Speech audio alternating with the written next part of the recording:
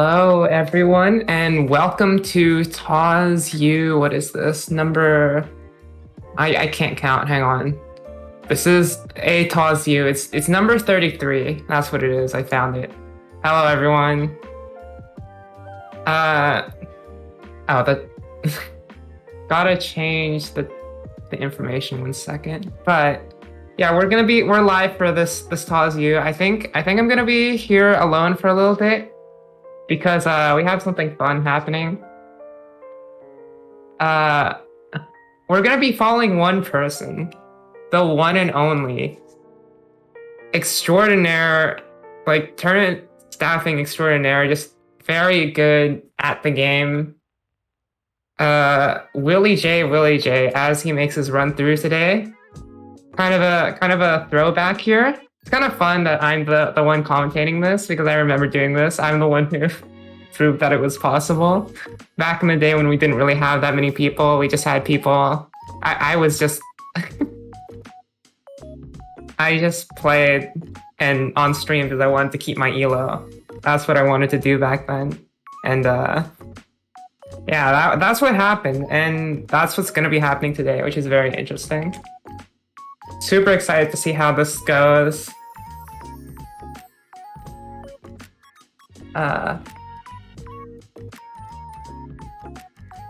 Yeah, I'm interested to see how this goes. I haven't done solo commentary forever either, so like this is gonna be fun for sure. All right. Wait, I just realized, like, this is like the first time this happened with like the new overlay, right? We like did this, the last time this was done was so long ago that now I'm like thinking about things. It's like, it's a little easier because you only have to like change out one name and stuff, so that's interesting. I'm thinking about the logistics now. But yeah, I think we're gonna be getting our first match on screen like right now, because Willie J is just gonna have that ready. Willie J is gonna be fighting Deathwiggle today. Deathwiggle, I think, was a JAWS person, if I'm not mistaken. Been here for a while. For sure, for real. I've definitely seen them around. Seen her around decently, yeah. I think if I like check her Discord roles, JAWS rebooted ELO champion, which is kind of ridiculous. I don't think most of the people here weren't around then. There's like the whole like JAWS history with like the original JAWS, and then I think like, was it Modest or like someone tried to like reboot it, like made a rebooted series. Very interesting stuff to like kind of look back on, even though it was like before my time for sure. But yeah, very interesting. Anyways, this is a different game, but they're definitely very experienced with this sort of like tournament format, so should be very interesting for real. Here we go. Into the warm-up.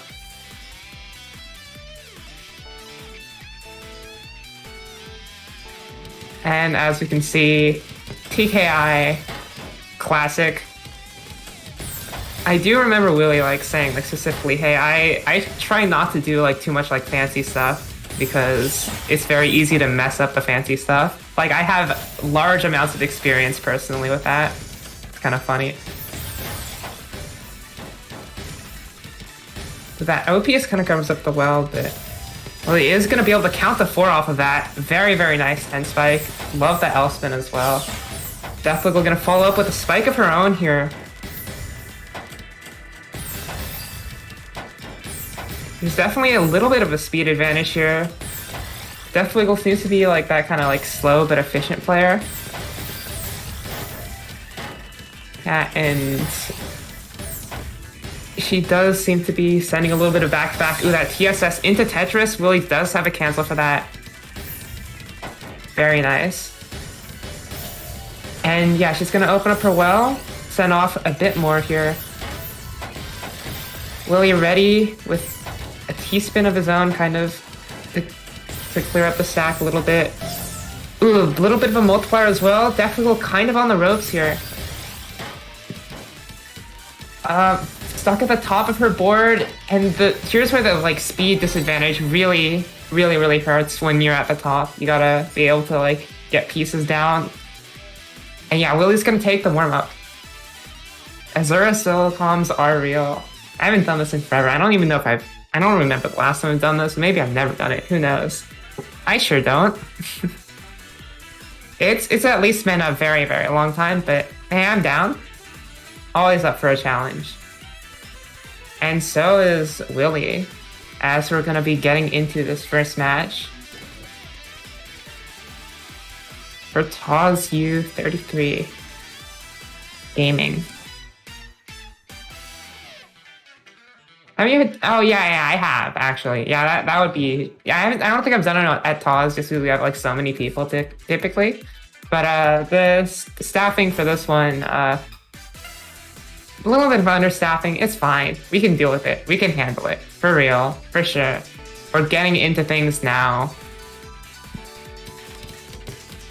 Starting out, we have both players with the PCO. I almost said TKO. Like my brain like just kind of merged them together. But anyways, along past the opener phase now. Very nice T-spin overhang. Willie is gonna have a lot more pressure on the way. Death Wiggle can't quite get down to that eyepiece again, or that eyepiece well. Again, that like being at the top of the board there. Hard when you're like a little slower than your opponent. Willie's gonna go for the stick spin here. Death Wiggle with the awareness to leave her well open. Though that eyepiece still kind of covers up the right side. Death Wiggle's gonna need to skin down. Barely gets a cancel in time. Gonna need some more here. Alright, does manage to build up a T-spin. Willie with a decent skim, actually gonna make it all the way down to that well for a nice small multiplier there. Death Wiggle accepting some cheese now. This could be bad for her. But Death Wiggle was also gonna be able to cancel out pretty decent amount here. Willie with another 15 spike to close it out, 100 APM. Very well done, 2-0.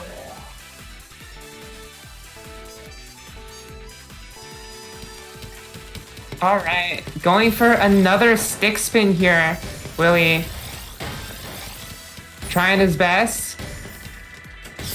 Gonna get a good bag for it too. 14, 16 spike with the garbage access. Willie sending Death Wiggle all the way to the top. She does have a little bit more, but that eyepiece is unfortunately just one away. Can't quite make it in time.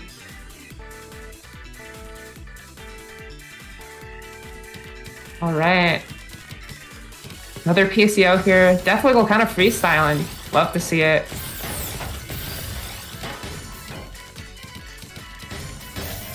Gonna open up her well as well.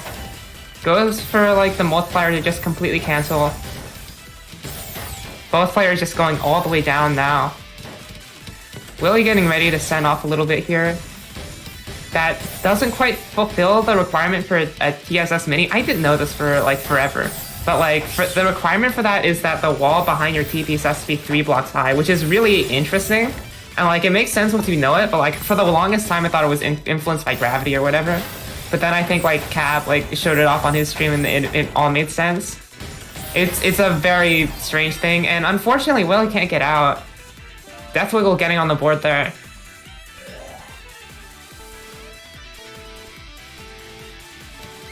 Alright. Also, Death Wiggle, I think, plays with like slightly slower than like what would be like quote unquote normal handling, I guess. Like I can tell there's a bit of soft drop delay, maybe a little bit of ARR on that. ARR and soft drop are the really two most like noticeable things whenever you're like trying to assess someone's handling. Oh, Willie was like beating for like the first part of that round. Still holding 2.5 PPS here. And I think just getting ready to power stack quite a bit here. Isn't quite clear with that T-spin. Death Wiggle needs to get to that garbage well soon before Willie sends off that final bit of damage. That TSM 3 high thing, yeah. It's like a very niche bit of knowledge, but it's also very good to know because like especially in Tetrio where you like the multiplier or like the back-to-back like chain helps. It is actually pretty good to know. Like specifically like, hey, why isn't this working? What can I do to fix it?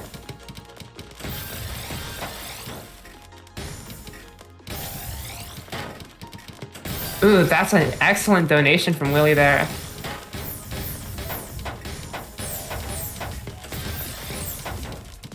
Wiggle. Building up a little bit. That T-spin's gonna remove her Tetris. She's just gonna combo down from it a little bit. Willie, I think, getting ready to back-to-back. That O-miss drop turns into an opportunity for a donation.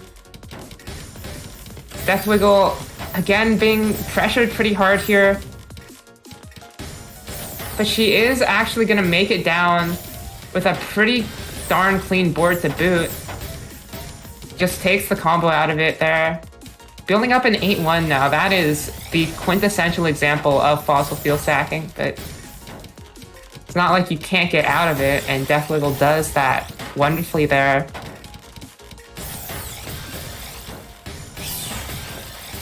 Really, with a nice little T-spin. I like that TSS as well. Gotta kind of clean up the like parity on that board now, I think. Like just how the board feels to play on, but it's fine. It's not bad at all. Well, he is a little bit higher, but that just means he has more to work with, and yeah, he is gonna send a little bit now. Death Wiggle pretty close behind here. Fossil fuel stacking. It's the commentary classic. Ask Renge. I think it's just a thing now. I remember at least. It's like a pretty nice way to like conceptualize like, hey, this stacking method isn't super sustainable. It's like pretty hard to like keep going. Just like fossil fuels. For real, for real. Alright, and yeah, Death Wiggle now. Almost at that clean well. Oh no, but I think forgets to take something out of hold, or like misreads, or just an unfortunate mistake under pressure of being super high. TAWS stance against climate change? True. Next time we do a TAWS charity, all I'm saying is I'm petitioning behind the scenes. We're gonna climate change. I don't know. I can't confirm anything, but it is a very worthy cause, for real, for real. And yeah, Willie now with the fossil fuel stacking. Gonna be able to have that skim though into a multiplier there. Death will cancel some of it, but isn't gonna go down too much here. Excellent T-spin. Little bit of a multiplier there. 7 mini spike. Willie falling up. They're not like technically spikes, but they are like decent attacks being sent back and forth right now. Oh, and Willie at the top now. Gonna need to get down and oh no, the eyepiece gets snagged on the stack. I remember that happening a lot to my TAWS League opponent yesterday. And it's just very unfortunate. It happens a lot to me too. It's like so hard to like keep that in mind when you're just at the top and you're like trying to play as fast as possible. You need the speed to get out of a lot of those situations, right? So like you're not thinking about that in the moment, and like you can't just retrain your finesse to like rotate after you move it. I don't know, it's weird. Willie is on match point though. And going for a 6-spin yet again. Oh no, misses the T though. Gonna do a quick little TSS there. Interesting donation here. Willie's gonna try to get out of that. Are we gonna see shoutouts to the incomplete TST there. Though Willie doesn't have anything to kick that off of. Unfortunately, that spin doesn't quite work, and Death Wiggle's gonna bring it to 6-3. Eyepiece finesse high up. Yeah, that's just it hurts everyone. It's so unfortunate. Okay, stick spin incoming from Willie. Try to close things out. Death Wiggle does not have a PC. Willie's gonna send off the full thing. Is Death Wiggle ready? And unfortunately, she is not. That's gonna be the game for Willie. Moving on, in the TAWS U33 stream tournament run of the century here. Let's go. Yeah, so I should have bracket open.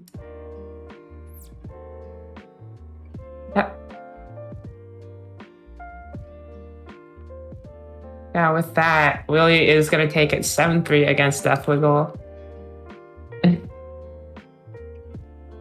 Kind of funny, like it was with a stick spin, and like people, like typically what you do on 6-3 is 6-3 stack, the most fundamental type strategy. I don't know. It's like the caboozled pie like tradition, I guess, that some people do. And to do it with stick spin, it's kind of funny. It's like the exact opposite. So I find that funny. That's just a little like pattern-seeking brain sees funny. So yeah, that is a slight upset in terms of TR. There were like 8 and 9 seed, but Willie does take it as the 9th seed over the 8th. So it's like not really an upset, but like on paper it is. Like just based on pure seeding. That is something.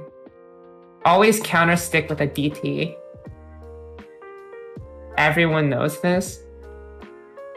That's not... I would not... I like...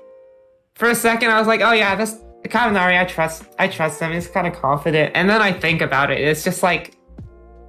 No? I mean, you can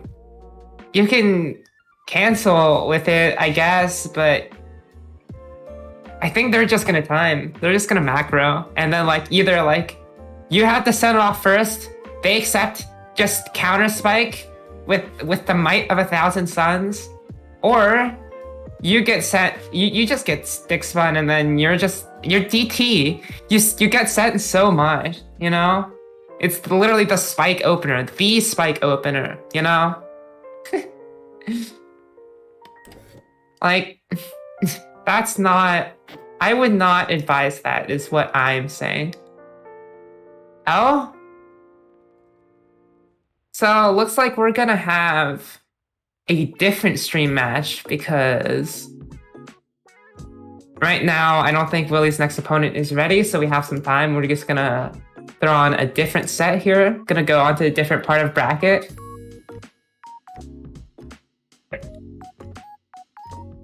This one should be actually very interesting now that I look at it.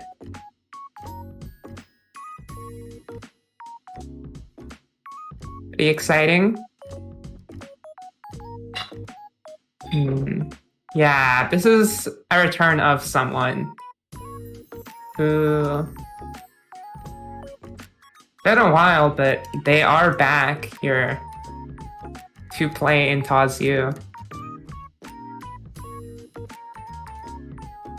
Both of their opponents upset their higher ranked opponents. Interesting. So they're volatile. Either they're volatile or they're just better. Simply a skill issue, skill difference. Who knows? I know. I actually don't know. I have no idea. Well, I think I remember at least one of these players. I remember both these players' names. Yeah, this should be interesting.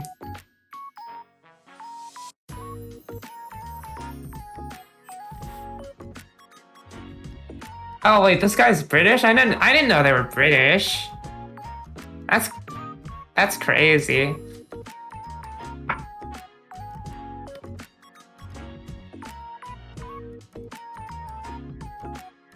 And I woke up like not 10 minutes ago. I woke up a while ago, but I just kind of lazed around in bed for a while. But yeah, anyways, I don't know why I brought that up. We're gonna, I think... Can you unban me from Twitch? Yeah, sure.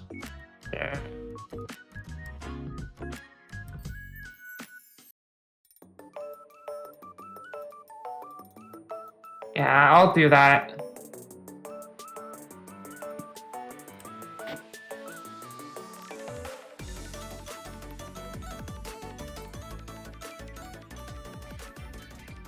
momentarily, but yeah, okay. Wait, so, oh, I think they got pulled out of their warm-up. Okay. So yeah, the next match is up now. It is Super Tuber versus CK2000. Two TAWS veterans.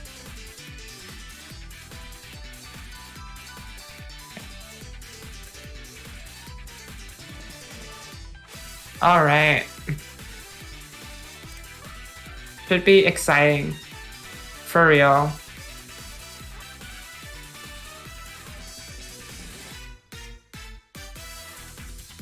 Alright, we're going into warm-up.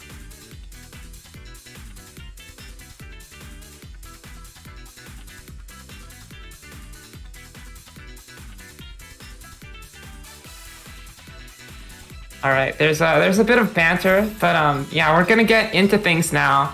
I think Super Tuber was a stick spin. I think there's like either I'm misremembering or this person was like known for their stick spin. There are a few people who are like that. We'll see. Come on, is it stick spin or SC? It is stick spin. I called it. I knew it. I knew it.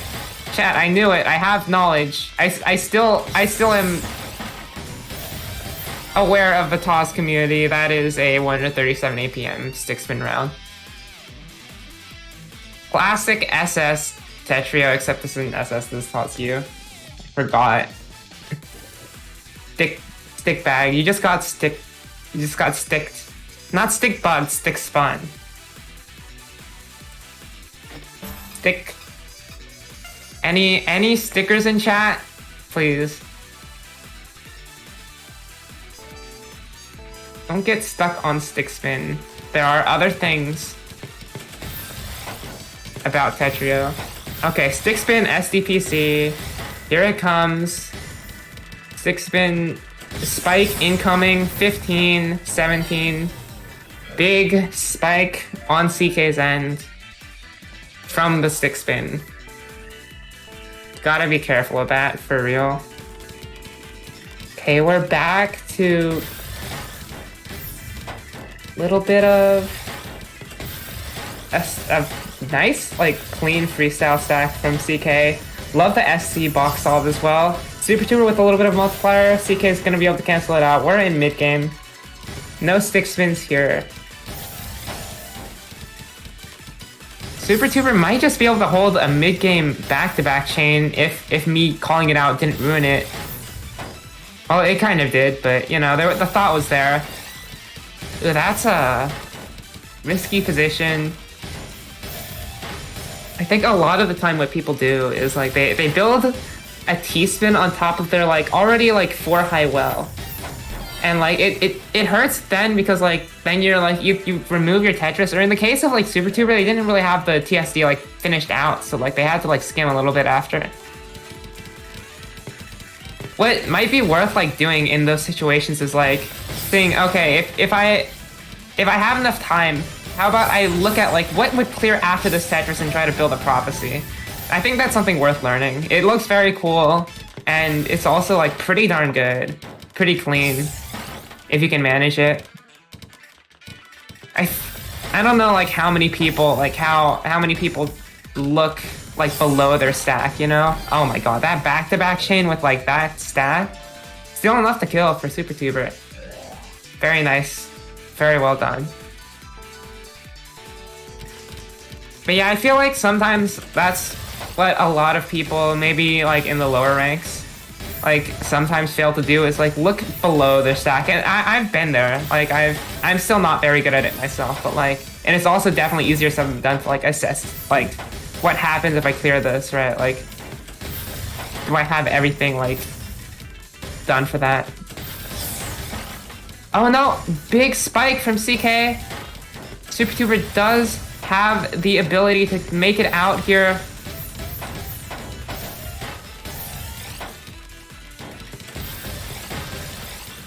Alright. Super Tuber does manage to keep things going here.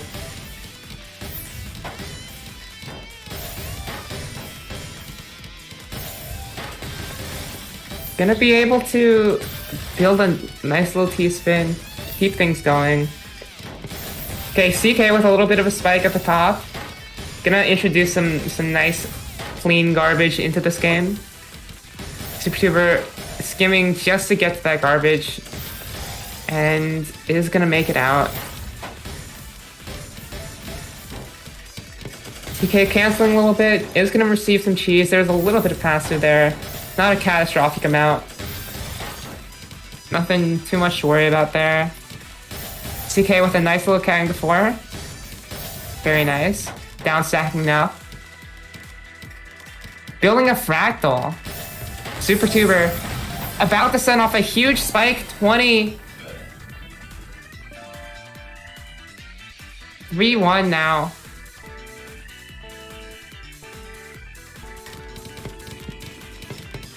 Oh no, the missed J-spin. SuperTuber. Oh no, and right as CK gets the PC, I think there was a DPC attempt there. Doesn't really matter that CK like misdropped it, because SuperTuber, unfortunately, the stick spin misdrop is going to seal the deal. Going for a chance at redemption though with another stick spin. Does get the spike out now. And that was like huge. Also very, very clean. Opened up the well again. Like SuperTuber, I think with like another second would have like pushed that APM even higher with another Tetris there. Stick spin. Here we go. This is the test. Can DT counter stick spin? That's the question. And I think we're like playing Tetrio now. There is a little bit of macro gaming. And yeah, okay. I don't know. SuperTuber did not want to play the waiting game, which I respect. I think like optimally the stick spin obviously like receives there. And like optimally for the DT, they're just canceling. So like, it's either a neutral position or the stick spinner wins, right? It's not really the best counter.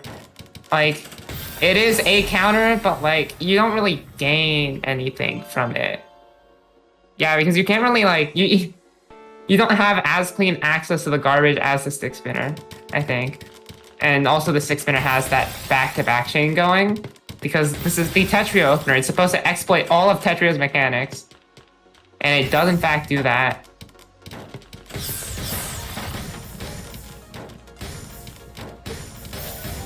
Ooh, very nice counter spike.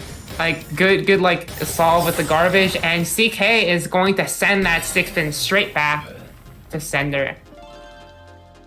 True, yeah, you do want to cancel TSS with TSD. The thing is, the stick is always going to build it faster than like you can build out the DT.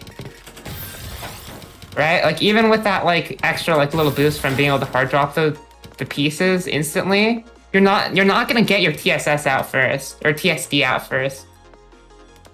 Or like,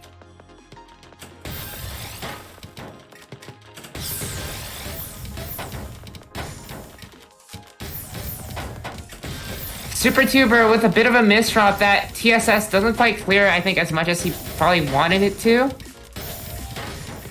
It is okay.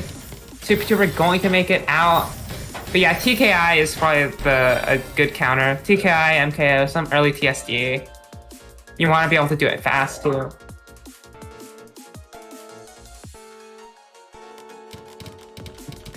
Alright, both players.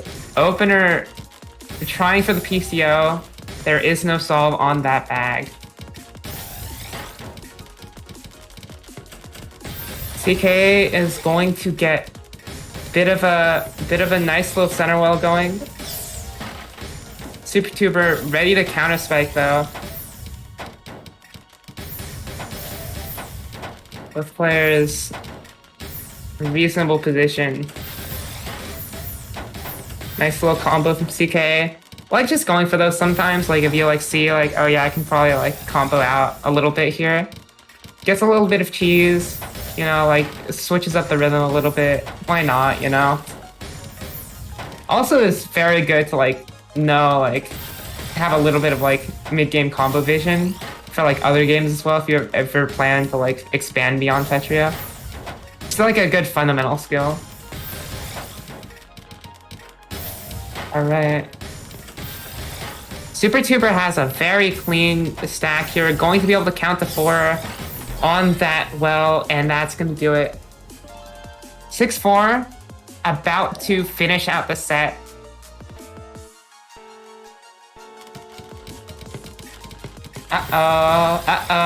The number, the funny. Chat, it's a reference to one person. Oh no, Super Tuber with a misdrop. Yikes. Does manage a little bit of a combo out of it though, and almost completely out. CK is like sending nice clean pressure, but not before the Super Tuber gets to the eyepiece. We're in mid game now. Solidly in mid game. Ooh, and there's a little bit of pass through, but CK or Super Tuber does have a cancel. Nothing quite yet. Gonna just go for the skim option here. Trying for a count to 4. Does need to get that, like, fill that one dependency to finish it out. So it's a little slow, but oh no, CK with some really rough misdrops there, and Super Tuber is gonna take it at the funny. Shoutouts to Cadigan. Shoutouts to the set. And yeah, congratulations to Super Tuber for moving on here. And yeah, Super Tuber will be facing the winner of, I believe, our next match, I would assume. If Challenge is actually updating. If Challenge is not, okay, Challenge is not. I'm unsure if that was done, or if their set is slow.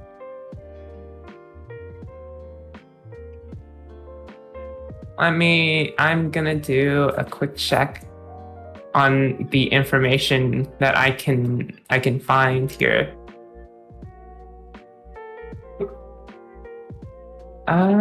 I mean, their set might just keep going and going.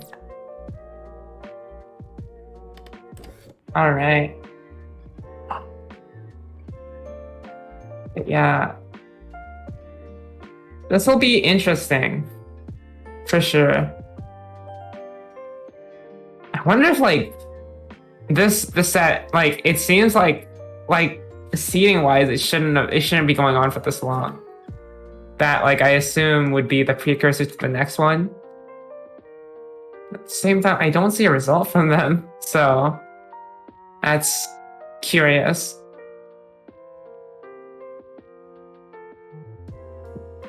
I hope they're playing.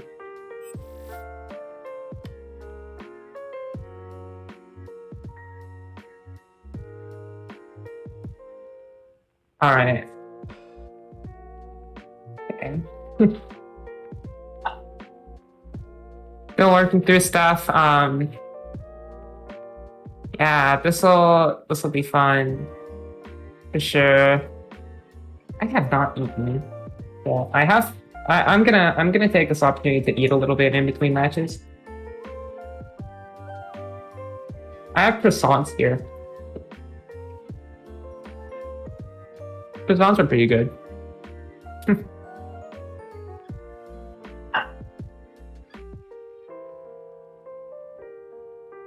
Sorry about that. Okay. Yep, live TAWS Ustream. Number 33 in the books. Yeah, if you guys aren't aware, there's actually a pretty decent amount of stuff going on in the community later that you can see if you like go to your Tetrio home screen. Might as well promote for them even though they haven't paid us, because like, hey, we're part of the community, we support the community. Yeah, 2/3 of the way to 50. That's crazy, honestly. But yeah, the math does work out for that. Yeah, so who knows? Maybe we might have something cool happening then. Who knows? What we do know is that there are a few more events. So later today, there will be a hard drop super lobby for everyone to participate in. And then right after that, like, I think the stream will literally raid into Puzzle Kingdom, doing their Amelia bracket for Re-Tetrio Journey, which was like basically like a final bracket for like the qualifiers that happened earlier. So yeah, definitely check that out as well. That's going to be very, very fun. you guys want to take a look at that, it's gonna be kind of hype. Yeah, and definitely check those events out. Gonna be great. Gonna be super, super cool. As always, there's gonna be some great production value, great production quality behind the Re-Tetrio journey. You guys don't know. There's some stuff going on. I think there's gonna be an announcement there as well. So yeah, definitely check that one out. For real. For real, for real. I love Tetrio. Tetrio events are great.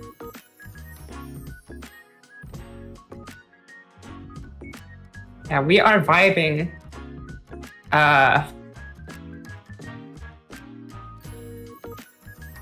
There. Yeah, we're seeing what's going on with the game here.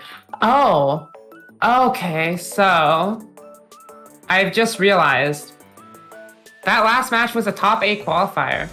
So yeah, this should be interesting. SuperTuber and TZAF are now in top 8 as I'm looking at the bracket here. Getting closer.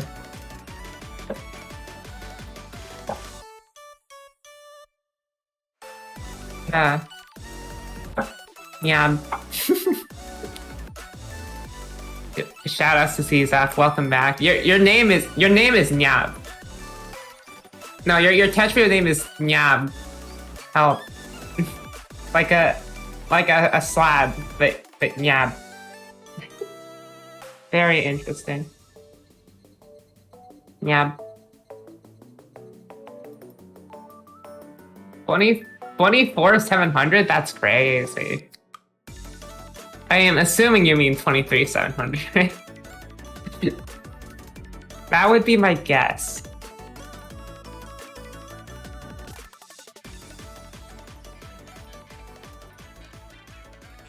Yeah, okay. Protocol is protocol. I think we have our next match then.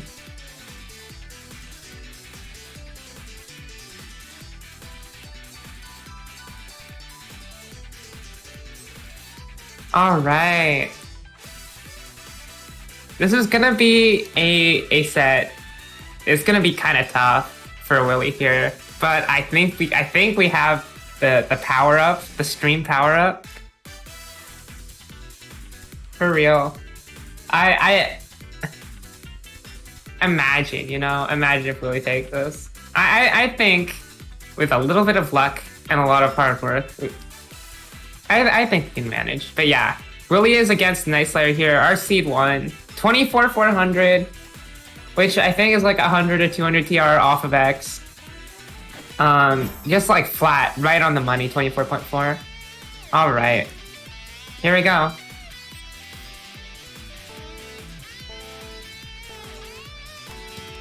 Starting out here, PCO from both players.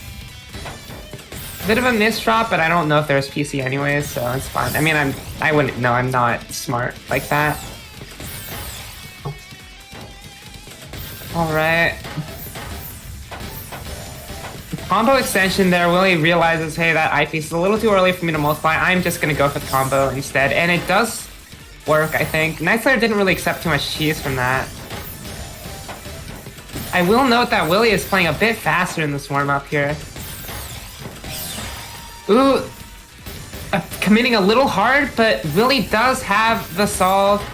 Staying alive here. Night Slayer with a big counter spike though, 11, and also gonna make it all the way down. Willie in kind of a dire situation, in need of a down stack. Does have that said down stack there, but still not all the way down yet. Night Slayer is gonna be able to follow up with a little bit more. Night Slayer playing super efficiently right now. But honestly, Willie isn't too far behind here. Is definitely keeping up.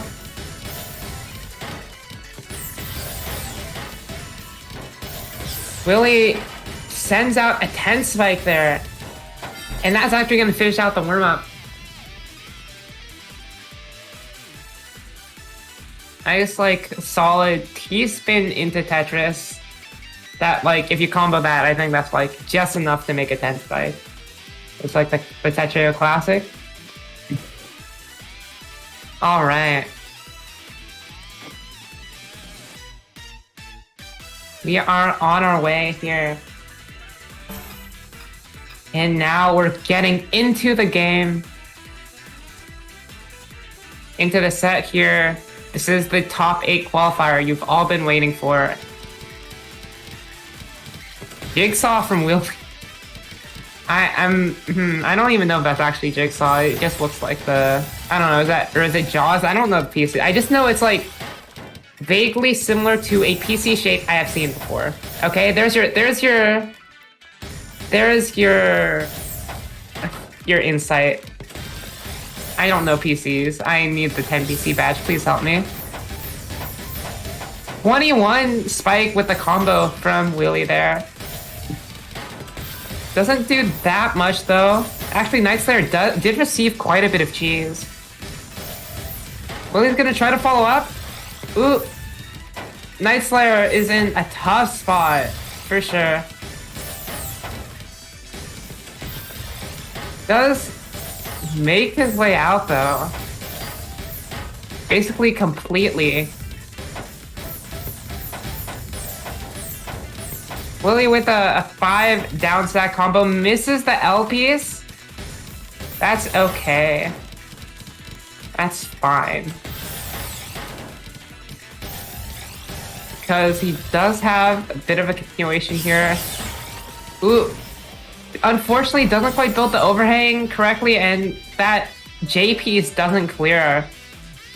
Or doesn't, yeah, like, there just wasn't a good way to put that and keep the well open. It does clear, but like, it doesn't leave anything open for Willie, unfortunately. Night Slayer taking the first round here. Beating up a little bit. Thinking about the STSD, doesn't decide to go for it.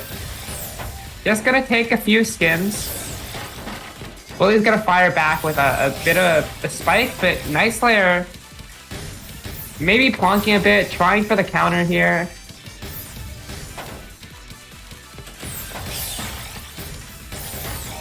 Ooh, big damage coming out from Night Slayer. Gonna find a very clean conversion, 2-0.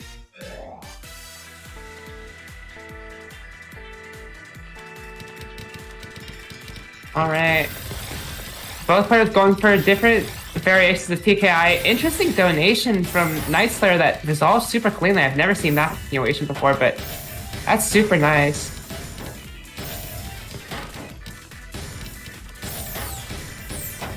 He's trying for a bit of aggression here. That Zemus drop kind of puts a pause on things. Taking that TSS, it covers up as well a little bit, or is garbage, and Willie can't get through it in time. Another game to Night Slayer. Yeah. Unfortunate TSS overhang there. Like, I don't know if like building it differently would have resolved better, but either way, very unfortunate. Night Slayer ready with a little bit of a spike here.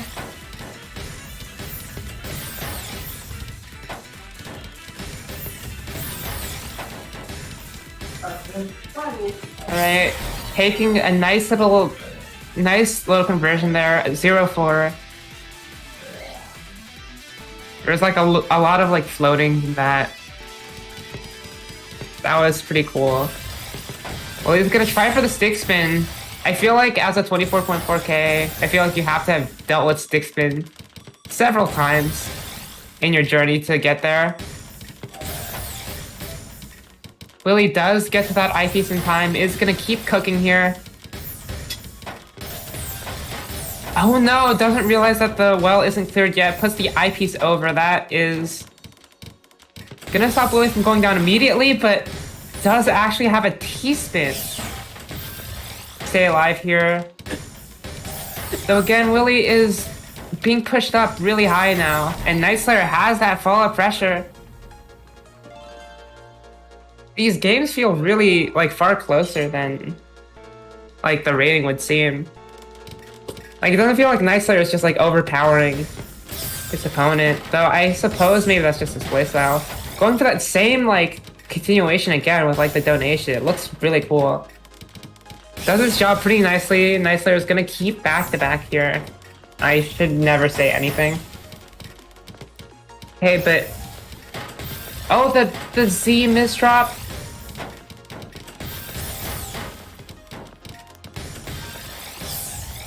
And Willie is sending a lot here. And with that, that's going to be Willie's first game on the board in the set after taking the warm-up. All right. See if this gives Willie a bit of momentum. Going for Castle Top here. Night Slayer gets a PC, but doesn't have the follow-up for Willie to get the final bit of pressure to send here. 15 spike. Night Slayer clutch clears, does have a cancel, is gonna survive for just a little longer. And yeah, Night Slayer is still in it. He is gonna send off a ton. That's gonna bring it to match point for Night Slayer. Barely staying in it there.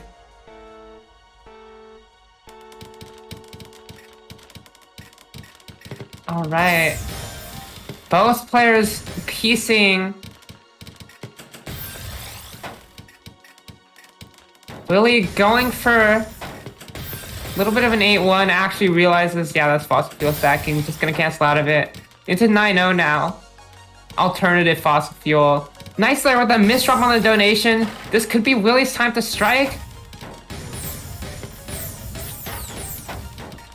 Doesn't quite have enough pressure to take it before Night Slayer can get out of that misdrop. And Night Slayer is gonna stay in it with a bit of a multiplier as well. Willie, however, does have some life left in him. Doesn't use up the IPs. I definitely would have like just panicked and like went for it, but no, Willie stays strong, finds a different solve, is gonna take another point here. Okay.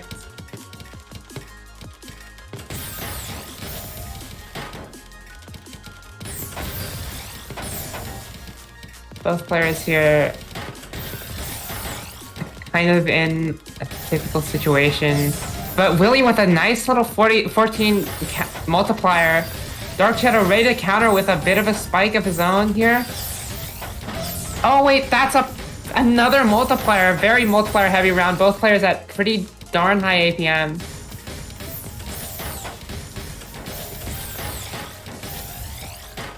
Ooh, Willie trying to stay solid here. Under quite a bit of pressure, but still managing. Able to clear out to that well, but not before Night Slayer has a combo of his own. Willie does have a cancel. Isn't gonna fall to that just yet. Keeping it going here. Willie on the ropes, unfortunately, with that misdrop, but that's gonna be it. And Night Slayer takes it 7-2. I feel like a lot of those rounds were decently close though. Like Willie was keeping up pretty darn well, but yeah, Night Slayer is gonna be able to take it. Yeah, Willie sent like slightly more, like 8 more lines. That's crazy. That is crazy. For real, for real. For real. So true. On God. Okay. With that though, Night Slayer does make it into top 8 winner's side. So yeah, if I check the bracket now. Checking the bracket, there is still one more top 8 qualifier to be played. Wonder if we're just gonna immediately go into that.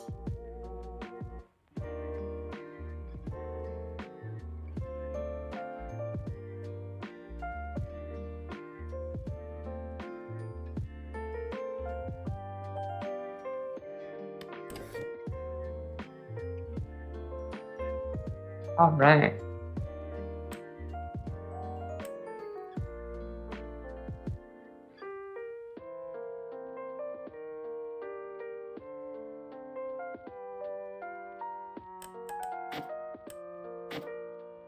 Hello, hello. All right, so we're gonna be on our way to our next top 8 qualifier here. Typically, we don't really drop down to losers before top 8 like that often. If we need to like catch up, sometimes we will, but there is a reason to now with Willie as the host, so we will be doing that. All right, we are on our way into the warm-up here.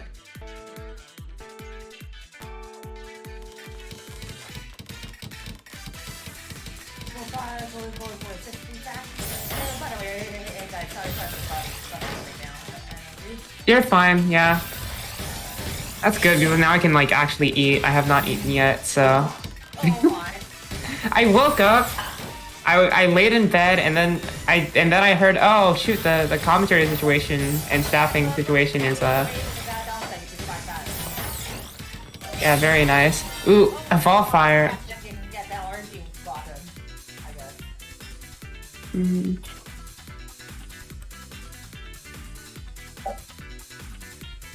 Right, you know, this is the only time you can redeem reverse now, yeah, by the way. If you want to, torture me by, forcing me to do NAS.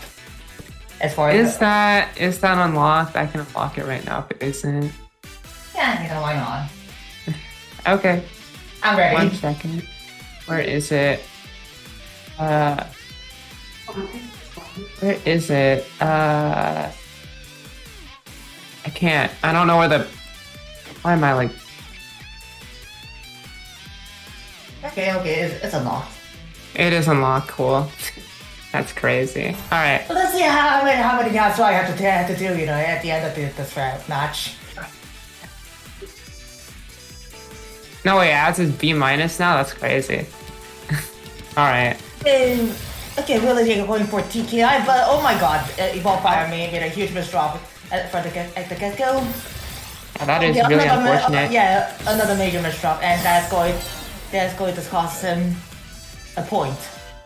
First point goes to Willie J.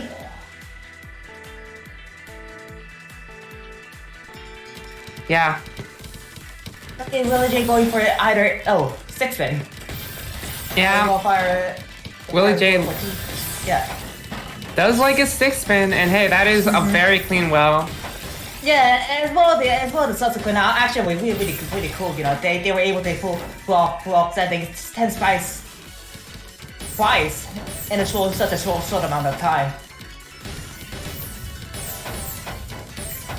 But it's just like Willie G's voltage is kind of raw compared to that Evo Fires, but never mind. They were able to get that down to the bottom and get the access to the garbage lines.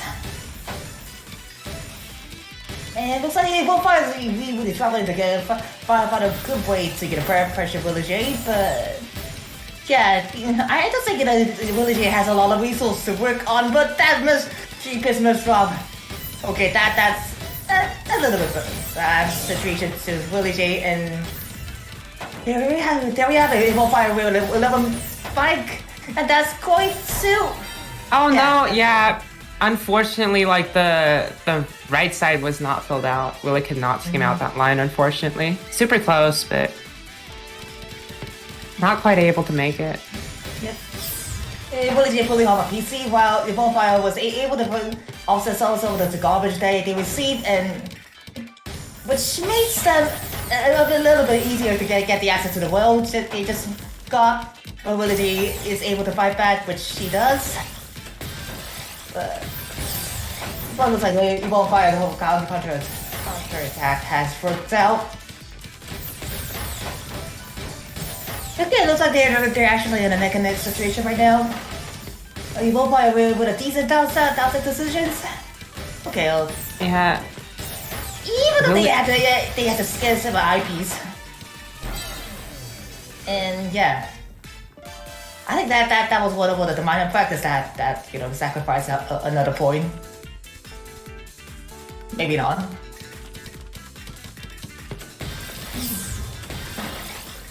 And Willie J pulling off a PC once more, and oh my lord! Willie J Oh no. Yeah, one piece away from pulling off a silver PC. So close.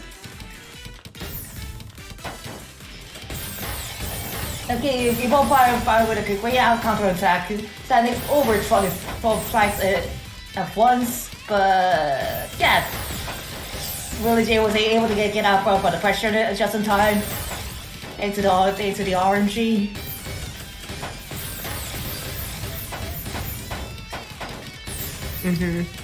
Willie about to open up that well, accepting some garbage though. And Volfire with like a ton of cheese on his end. Oh, and yeah, here comes a spike. That's so much to deal with. Yeah, that's going to straight up kill him.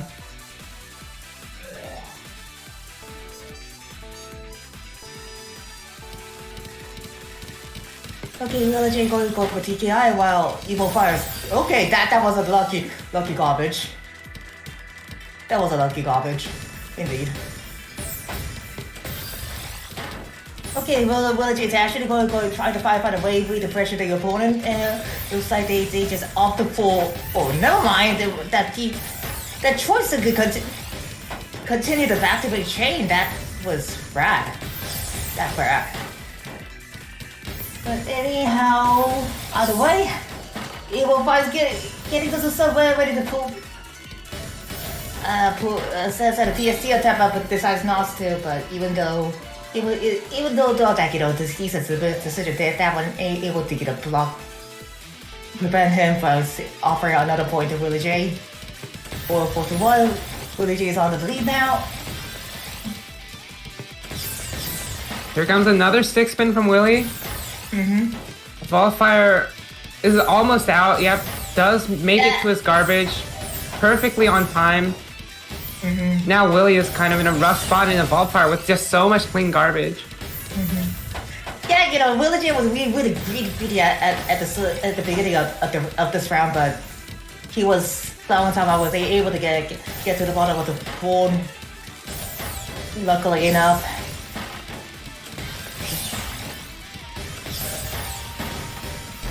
Oh, and there's a bit of pass-through there. That is really unfortunate for Willie. Another game to Volfire there. Yep. Okay, Willie is going for T's next spin once again while... Okay. Yeah, he won't find his turn. Decides to go actually make a counter attack, but that's empty though. What a bummer.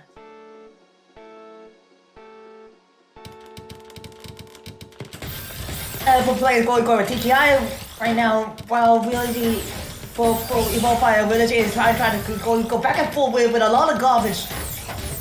But yeah, we're actually might be able to there might be, or maybe not. I'm not sure. It's really a fair game of ping pong right now. But yeah, okay. Yeah, and Volfire just unfortunately barely not able to get out. We're on match point for Willie here. On the verge of making it into loser side top 8. Okay, Evolve Fire changed. Looks like Evolve Fire has changed to distract. Yeah, I guess. Yeah. Go ahead. Definitely like staying a little lower here. Ooh, the double Tetris. Gonna try to use up that garbage as well as possible. But I have to say, Willie J is one away from getting the access to the garbage fill, which he did get the access to. As you have just seen. Oh no, and Willie unfortunately doesn't have a place for that J piece. Not gonna be able to accept that garbage. Volfire bringing it back a little bit, 6-3. Right, both players going for, okay, not both. Willie's going for TKI, Evolfire going for 6-3 on 6-3. Classic. Yeah. But here comes a T-Spin Yeah. Tetris, I believe. Doesn't have the pieces to make it a spike, but still pretty solid. Yeah. While Willie is actually in a tough situation right now. Yeah, mainly because of the fact that he was able to find a way to, you know, there was a huge hole at the both ends of the pool, but anyhow, he was able to find a way, you know, what a survival. Actually, a comfortable survival tactics from Willie. Yeah, and Willie is going for a bit of like, it was a little bit of LSD, but now just trying to like take this with a little more clean pressure. Evolfire hanging on, does have that clean garbage to defend himself with. Yeah, this round is going to keep going here. Evolfire now starting to strike back. Trying to stun a bit here. Yeah, Willie with TSC and a Tetris, but yeah, it looks like Evolfire has a clean wheel to work on. Yeah. Yeah, go ahead. Yeah, Willie's just stacking up, like in the center. Evolfire trying to just stay low on that garbage as well as possible here. And now Willie with such a clean stack. It is on 8-1, which is not ideal, but there's still a lot of damage. Okay, but it looks like Evolfire maybe they might have been stronger than a while. Trying to go down to the berry. Go down. Yeah, it was. They do manage to fix it really nicely though. Yeah, it was indeed a nice way.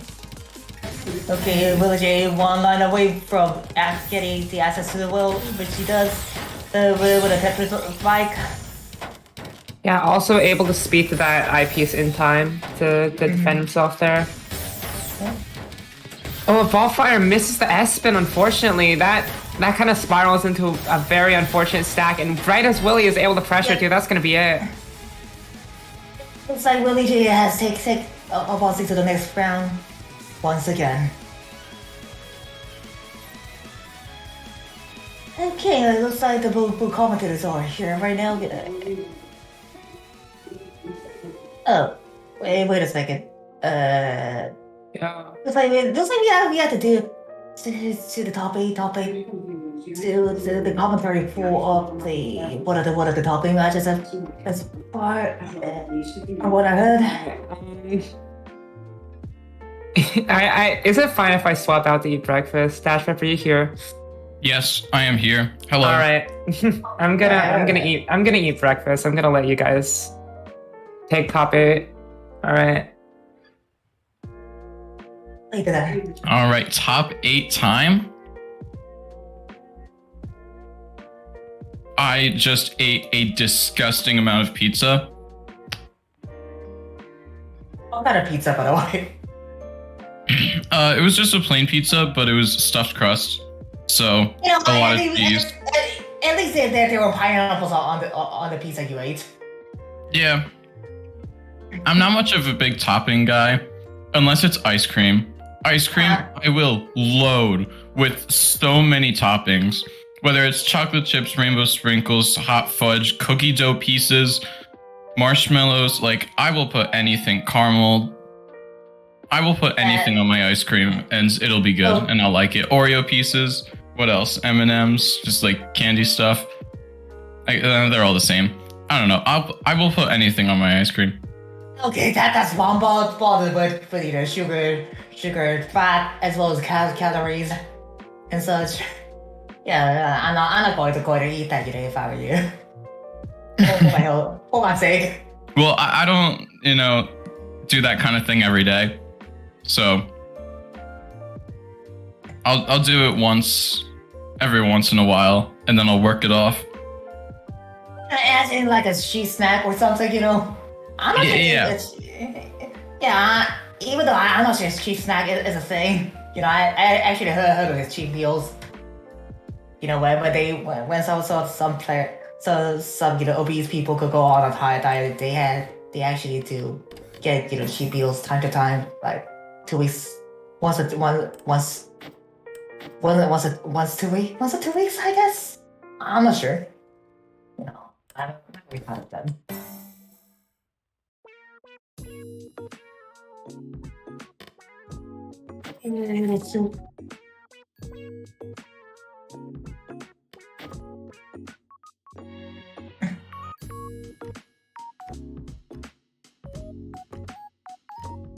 Okay, looks like we have both winners lobby matches ready, I guess.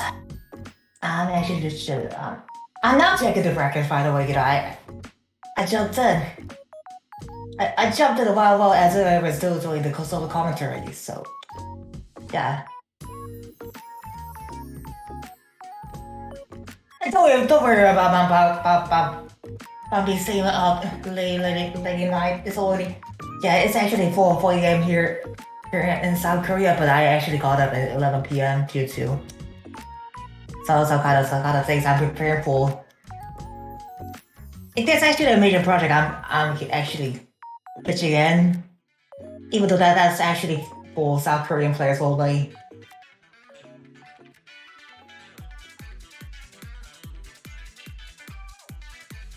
Well, here is our next match between SuperTuber and Night Slayer. We got a pretty big TR gap. 24.4k TR to 23.2k TR. That's a difference of 1,200 TR.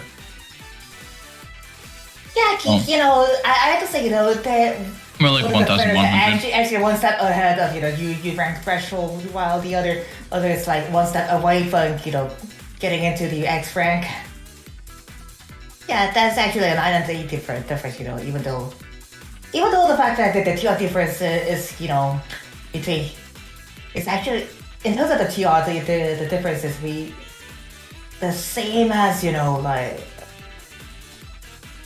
A rank players, I guess. I'm not sure.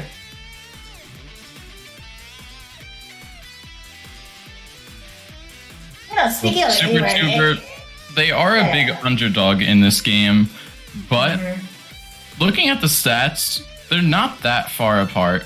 Their PPS fairly similar. APM, only 12 APM difference. That's not that much. The versus score does have a pretty big difference though, difference of 40 in versus score. So that means Night Slayer is going to be able to downstack a lot more. So SuperTuber is going to have to send a lot more lines. Yeah, taking stats into account, I have to say that it all comes down to the difference when it comes to play style, I guess. One of us maybe an opening oriented player, while the Night Slayer is actually maybe probably be actually adept in setting counterattacks as well. Making builds, mid-game openers, like making DTs and a lot more. I'm actually learning a lot of making DTs. Say thanks to one of my teammates who is Korean, called Pencil, Holyfire, and Carpe. Shoutouts to them. They're actually going to pitch in at the Korean commentator of the VT3 joining happening in about 4 hours. So yeah. Well, now we have the warm-up round starting between SuperTuber and Night Slayer. Both players kind of waiting to start their openers. Night Slayer seems to be going for PCO. SuperTuber misdrops their SPPC. Well, Night Slayer was able to pull off a PC. Yep, and Night Slayer, after doing PCO and a couple T-spins, that's a 16 seconds long warm-up round. Yeah, I don't know if you can really call that a warm-up. Both players only placed like 20 pieces. Yeah. Barely even got into the mid-game, like... It's nothing more than a cold game, to be honest with you. Yep, well, I hope that was enough to warm up both players. Yeah. Let's see a good game.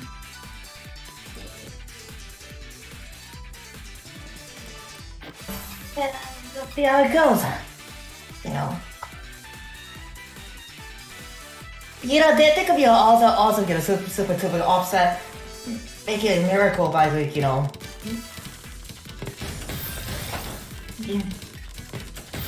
Super Tuber with stick spin, Night Slayer misdrops their opener, and that could be the rounds already. Yep, that's rounds 1. This time it's Super Tuber winning with the opener, Night Slayer misdropping.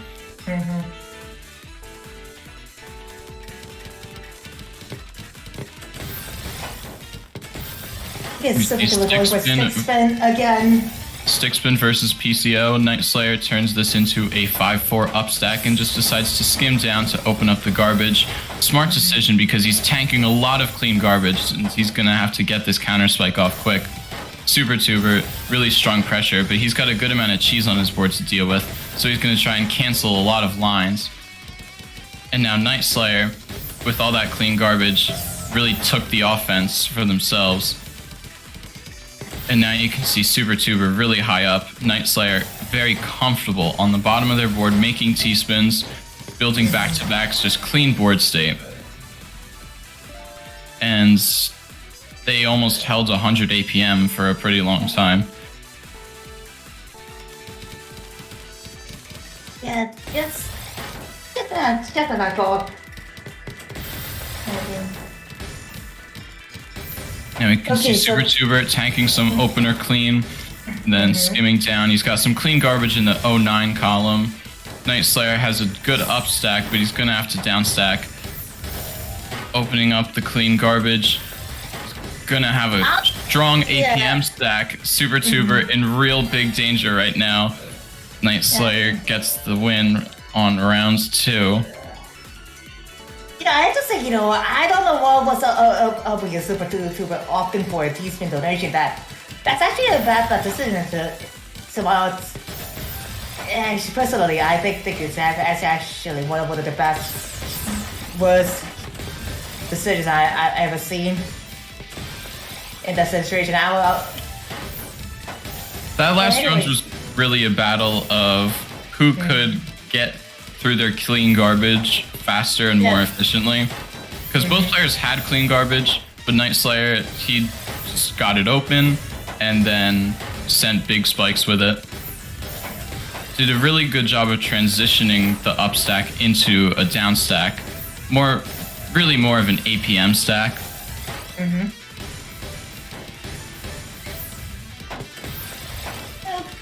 Okay, it looks like somebody where I built a cube ball with CPs. But it looks like that was as a big piece of their T-spin donation, I guess. But yeah. Anyway, Super Tuber got the clean access to the well. Yeah, I just think Super Tuber's donation technique is really supreme. As an entry level, you rank player, of course, even though I never got there.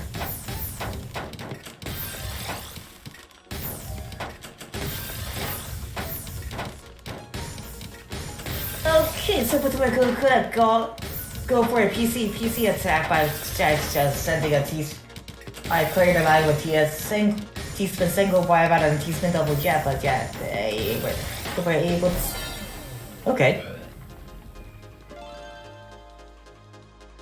Looks like Night Slayer was able to be at the bottom of the board throughout that round. I wasn't able to see that. Oh.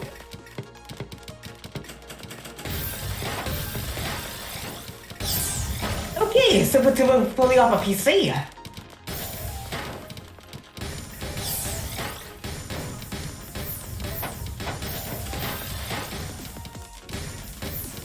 And we're gonna, we actually, I had to say that, really, that's the Yoshi's Wi-Fi just died. And looks like I had to do the solo commentary for a time being.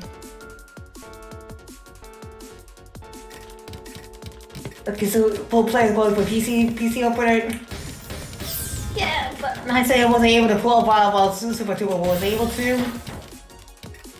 But it looks like oh god, Night Slayer being too greedy right now. Even with a single line, even a single mistake, they get off for Super Tuber point. Okay, but it looks like Night Slayer was able to get down to the very bottom of the pool regardless of the danger. You know, what a survival for a Night Slayer. Okay, Super Tuber trying to go get down to the pool as well as pressuring the opponent, but looks like. Ooh, now Night Slayer has a lot of clean garbage to work with now. Oh, but they're being sent up quite a bit, forced to make a decision there. They do manage to stay alive. They're just kind of juggling their board state and that clean garbage. And they do manage to do it. Keeping up pretty well here. Both players. Pretty darn close match. This is like a 1 minute long thing. Ooh, but it's super. Yeah, Night Shadow is like, or Night Slayer is just taking advantage of like the situation at just the correct time, and they are able to take it. 1-5. Yeah, they just know it. They know exactly when to strike for sure. You know, they said the attack at the right moment is actually one of the most overarching things when it comes to competitive Tetris. Yeah, because like the mid game can be like super close, but you have to know when to close it out, or else like you know, you can't really win any games if you don't. Okay, yeah, that really was a massive attack from Super Tuber. Yeah, really good spike, but Night Slayer is unfazed. Likely dealt with that situation hundreds of times before, like as a relatively slow high E rank. And okay, it looks like they had to scan the IPs to just to get survive, but he doesn't make it. Yeah, Night Slayer had like far more pressure coming out as well. Like they were well on their way. Okay, so they were going for 6-pin once again. Night Slayer going for the Imperial Cross continuation here. That's going to kill him, or maybe not. That's really no. Yeah, that's it just like a huge counterattack. Yeah, big counterattack. Left the door open for a huge counter spike from Super Tuber there.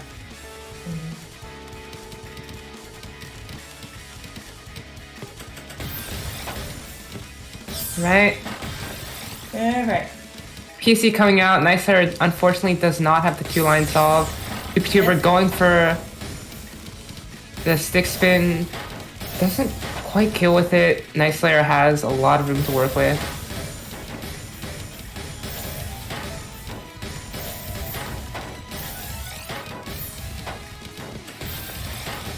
And ooh, Night Slayer with a lot of damage coming out, and yeah, that's gonna be it. Yeah. Well done. Night Slayer takes it 7 points to 2. Very well done. And yeah, with that, Night Slayer is gonna advance to winners finals. Super Tuber moves on to losers Top 6, I semis. guess. Yeah, that's top 6. Is the more like definite term. Okay, I think I am back. Maybe, hopefully. Alright. Alright. I have no idea what happens, and I have no idea if it's gonna happen again. So, this is not good, but whatever. So we're going to have Nanya versus Old Fancy. I guess. I You guys- usually do have a pretty stable internet. Do you guys just want me like hop in if it happens again, or like I don't know what I don't know what the situation is. We should be good. Alright. I should be good as well. Okay, judging for the APM PP from their that's how much of this is going to be? Yeah, it is going to be a negative match, but I think I need to check the ball to see what their stats and what kind of stats they have in detail. Oh my. So, looking at this next match between Korean Stacker 420 and Yab, we have both players averaging 2 PPS, 80 APM, very, very close stats. Korean Stacker a little bit faster, Yab a little higher APM, and a little higher versus score. TR is pretty similar too.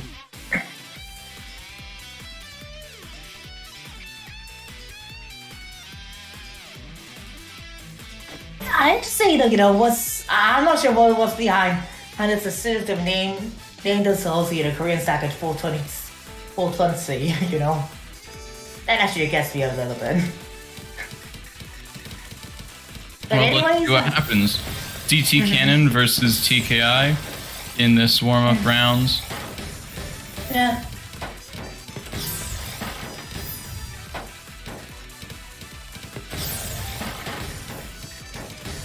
Okay, now Korean Stacker 420 has a ton of clean garbage on their board to work with.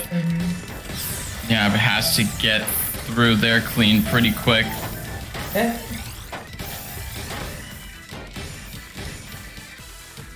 And now it doesn't look like there's much clean left on the board until Korean Stacker gets that C-spin. And now Yab has to find this counter spike really quickly, doesn't get it. Korean Stacker, after the C-spin, continuing their offense. That's really, really important. After a spike, you have to make sure it gets the kill. Or else that's a lot of garbage that's going to come right back in your direction. Indeed. But with that all being said, let's get straight to the main match, shall we?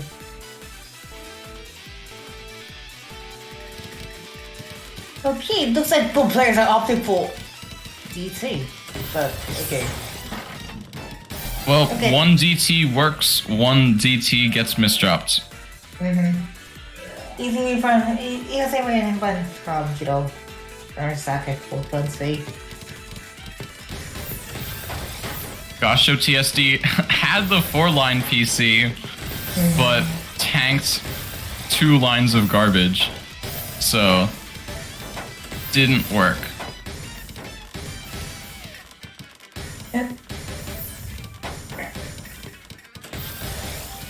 Okay, score Saga it's a decision, I guess. Yeah, we're seeing both players with some mixed garbage on their board, so they're trying to get through the cheese to the clean, and it's just kind of this mix between up stacking and down stacking. And yeah, Korean especially Stacker comes out on top. Yeah, especially the fact that Korean Stacker pulled from the down stack spike was really phenomenal. More gosh of TSD from Yab. Oh, that color clear though, they were like one more step away from fully off of TPC, but anyways. Korean Stacker has a pretty big clean well to work through and finds a real solid 14 spike multiplier, whatever combo. Some T-spins, combo, a Tetris. Just real solid counter spiking.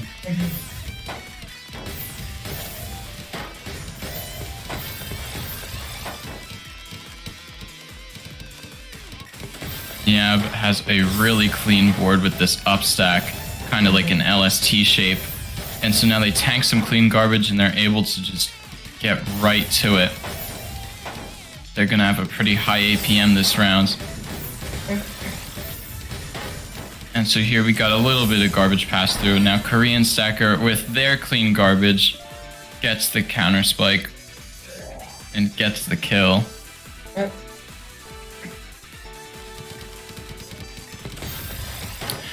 Morgasho TSD, yeah, seems to really like that opener, but Yeah. Korean Stacker gets more PCs. We're getting closer to a sweep. I'm actually low for us. I have to be honest.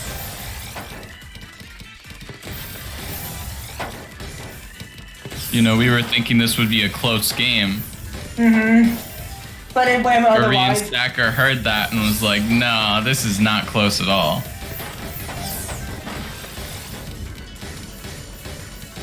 Yeah, with a really clean board though, gets to their 09 garbage really quickly, and they have a back-to-back 4-chain as they're just comfortably at the bottom of their board making T-spins. Breaks back-to-back as they tank a little bit of garbage, probably expecting more garbage to come their way. Now they're rebuilding back-to-back and skimming it again as they're tanking a little bit of cheese. Korean Stacker safe as Yab didn't fully commit to that offense. But now Yab also choosing the more defensive play is still alive, comfortable, tanked some cheese, but it's not really hurting them much. They're just down stacking through it very comfortably. Korean Stacker has a really questionable upstack, has to get through this. Big down stack, big multiplier spike. Yeah, 25 side. That really is a lot. That's going to straight up kill Yab. Okay. That's kind of a lot of lines.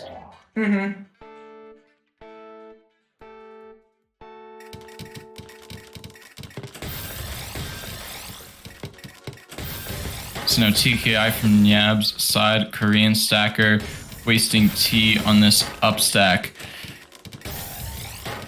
Yeah, with some clean garbage. Gonna try and find a way with this 3-6 stack now. This could be really clean. But they're just skimming down to this next clean garbage well. A little misdrop on the Z piece. Yep. Creating some cheese for themselves. And now Korean Stacker really close to this sweep.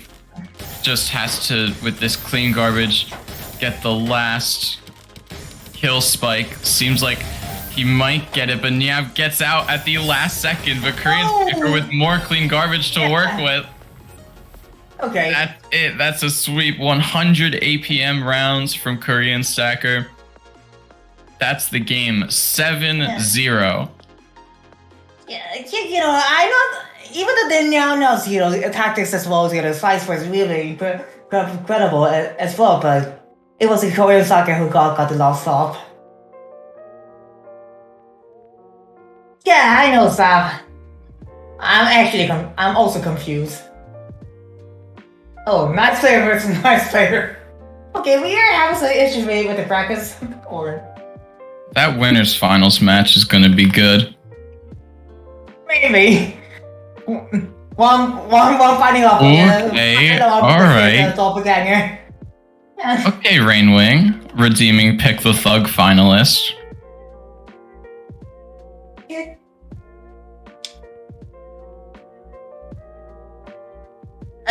Was their rank again? You know, I actually don't remember what their rank is. You know. Both players were right around 24k. I'm talking about the third finalist. Oh, Rainwing? Yeah, Rain is low to mid X rank. Okay, that's going to go.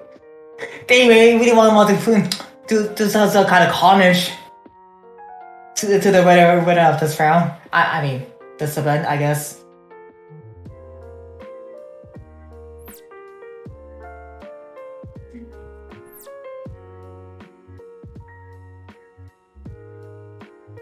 And we're now going to have move on to Lulu's round 4, which is Lulu's top 8, right?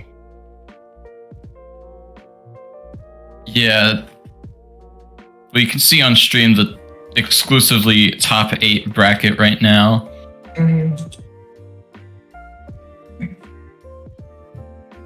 I think we're going through the first 4 losers matches.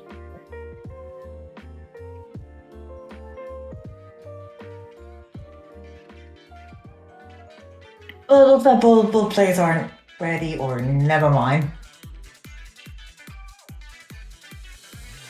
Well, this match now is going to be between UI Galaxy and Hade Danny. UI Galaxy with the TR advantage, and their stats 2.77 PPS, 100 APM, and not 24k. Yeah, that's actually Okay, almost on par with that of low X rank. Yeah, those are X rank stats. So we might be seeing some openers. A lot of openers. Just a guess. Just a guess. Okay. Oh wait, what? 5 PPS bursting this SDPC DPC. Yeah, Okay. that's actually nuts. That's actually insane. Calm down, please. I hope we see good mid game this game. Please. UI. Can you make some games go into mid game? Please don't just make it who misdrops their opener first. I really don't want that to be the game. At least we might be able to have more time to get ourselves relaxed a bit. But the good thing, I guess the good thing about openers is they get a ton of clean garbage into the game. So if you can survive, well, we're gonna see a pretty high APM round. It probably still won't last that long, but at least it's, fresh mid-game stuff you haven't seen. Okay, let the main match begin. Alright, so UI Galaxy bursting SDPC faster than my sprint. Hade really falling behind as UI does not misdrop. 4 PPS. That's 500. Yeah, I struggle to reach that in sprint. Okay, so UI misdrops their TKI. And, well, so does Hade. So, UI just bursting. Oh my. Like, Ow. what's your spread? What's your highest GPS on 40 line sprint? This is wild. Yeah, this is wild. By the way, UI Galaxy's sprint time is within 1 second of my PB. Okay. And I'm a top 100 X rank. So this is...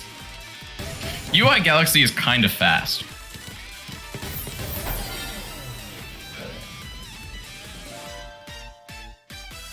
And you can see that as they are winning the first 3 rounds of this game.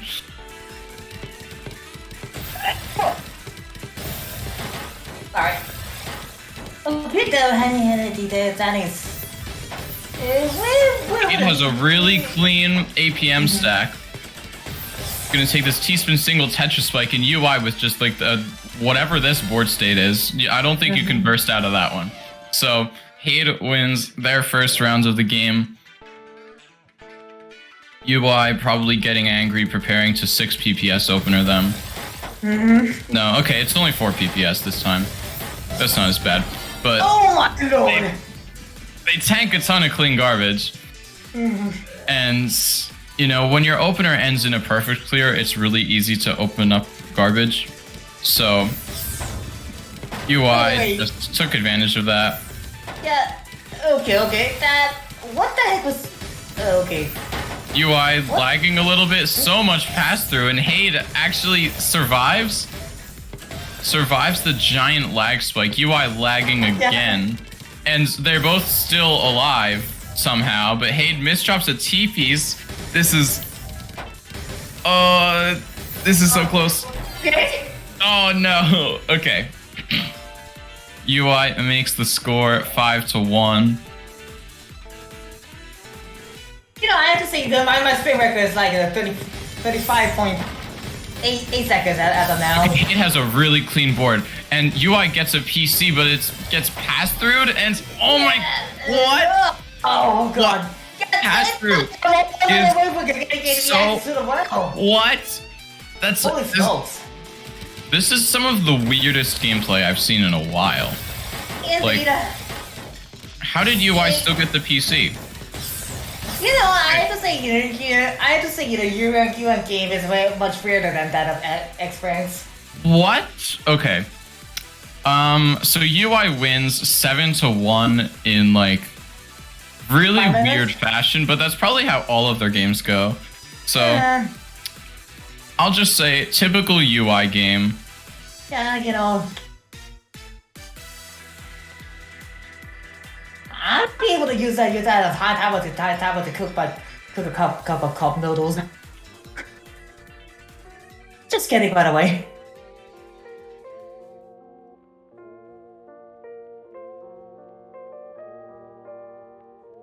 But at anyways, we are Galaxy advancing to top 6, which he will fight off against Super Tuber. I'm not sure how that will go. You know, that last game, UI had won Underdogs Cup and TAWS League, but Hade won an IFT, an Infinite Finesse tournament. So we had a match between two players who won tournaments from 3 different groups, which is pretty funny. You normally don't see that in amateur tournaments. Yeah, that was usually like, you know, people's first tournament. You know, that was when, you know, rank cap tournaments wasn't as big as it is now, right? I think as far as I know, you know, Underdogs Cup was the only rank cap tournament at that time. You know, I guess, you know, I could be wrong. You know, my memory is kind of dim.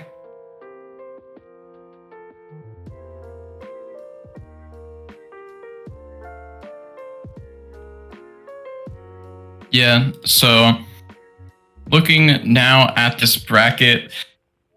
Oh, UI Galaxy versus Super Tuber in losers quarters.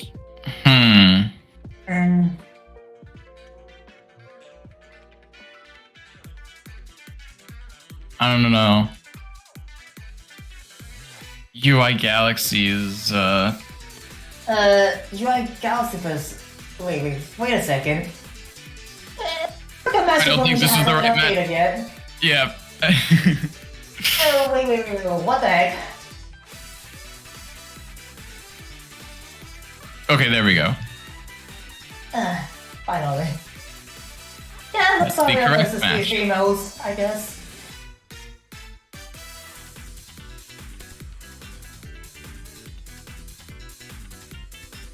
Okay, it was like Super Duper was making a distressing signal right now in the comment section.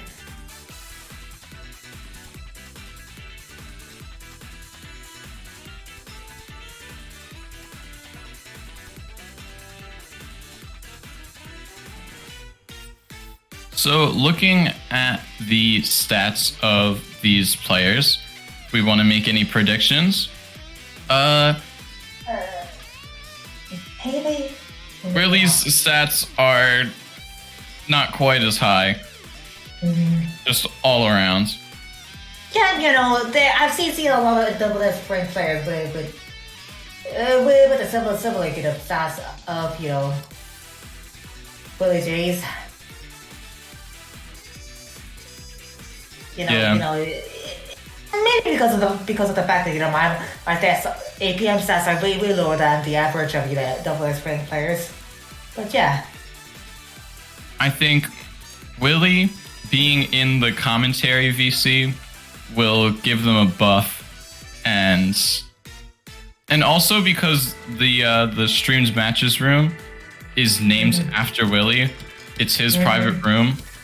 Yeah. I think he's got a buff. So. Yeah, he's definitely got a buff. You know, those time made him try at the get go. Because Willie's in control. I'm not sure if Willie is actually tampering with the rules. went off. Yeah, that's never going to happen in TAWS. I guarantee that.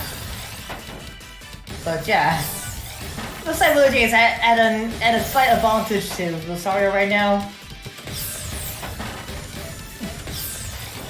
Yeah, Willie, back-to-back 11. Okay, so that's what it takes.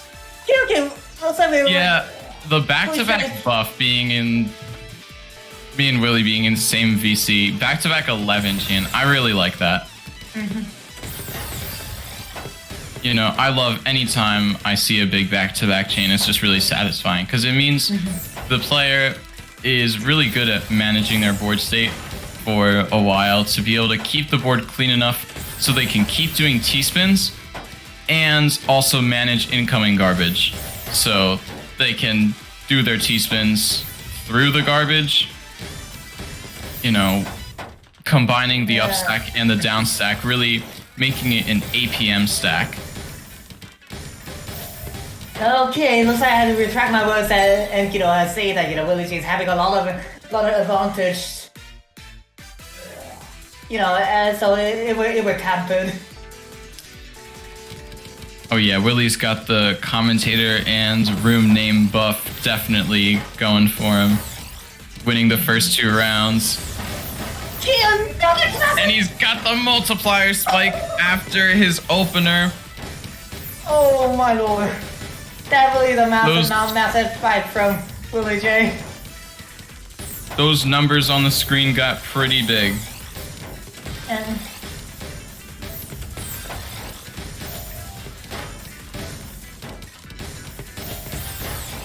okay, looks like the game is actually going contrary to what we expected. Yeah, you look at the numbers and you see one thing, but you can never really get the full picture just from stats. Especially when playstyle matchups have a pretty big influence. You know, some players choose to play a certain way based on what they're expecting or what they like doing. I rarely change my playstyle.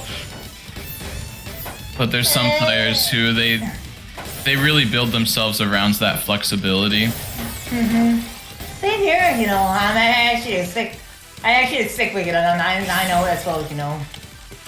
Instead of downstack when it comes to you know playing a BS match against. Ooh, Willie has a giant 9-0 stack. Overstacked it a little too much.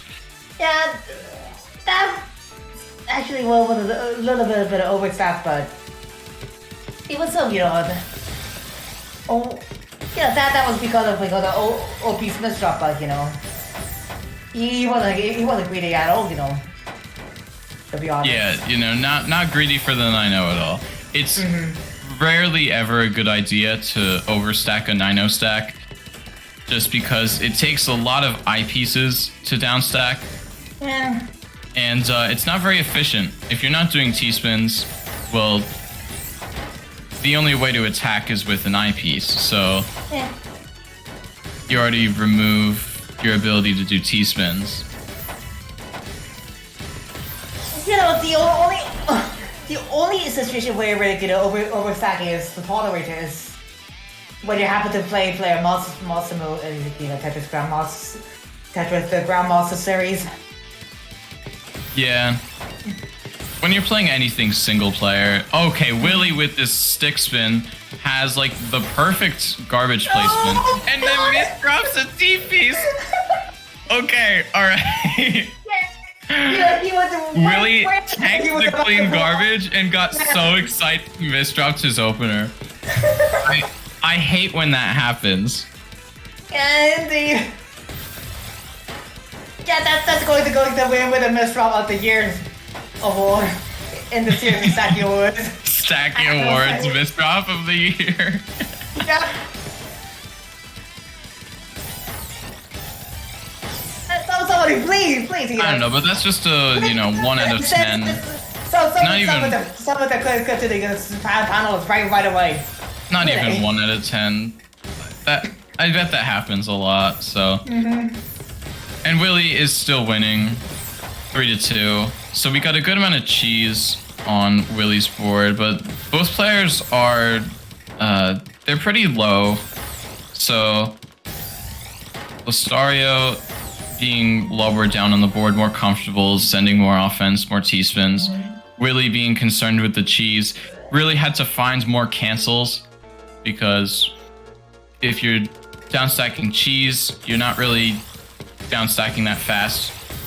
What happens is you get sent lines, so you're down stacking, but then you get pushed right back up, and you're just going nowhere. You're completely reacting to what your opponent does. You're putting no pressure on them. Okay, So it really okay. Oh yeah, you know. I was giving my coaching lesson and just saying that canceling is important, and then Lustario comes out with this 30 spike. Well, I guess canceling is really important because you're not tanking 34 lines. Okay, I'm not sure what's up with the Sario's board right now, but okay. Well, it's a 2-7 stack right now, but then they misdropped the O piece. They have this T-spin and a pretty big overstack. Man. The thing with that overstack, though, is it could be comboed down, so it could be a power stack that leads to another big multiplier spike. So overstacking is fine when you're able to turn it into good attack, but when it's just overstack and it's limiting your ability to downstack, that's not very good.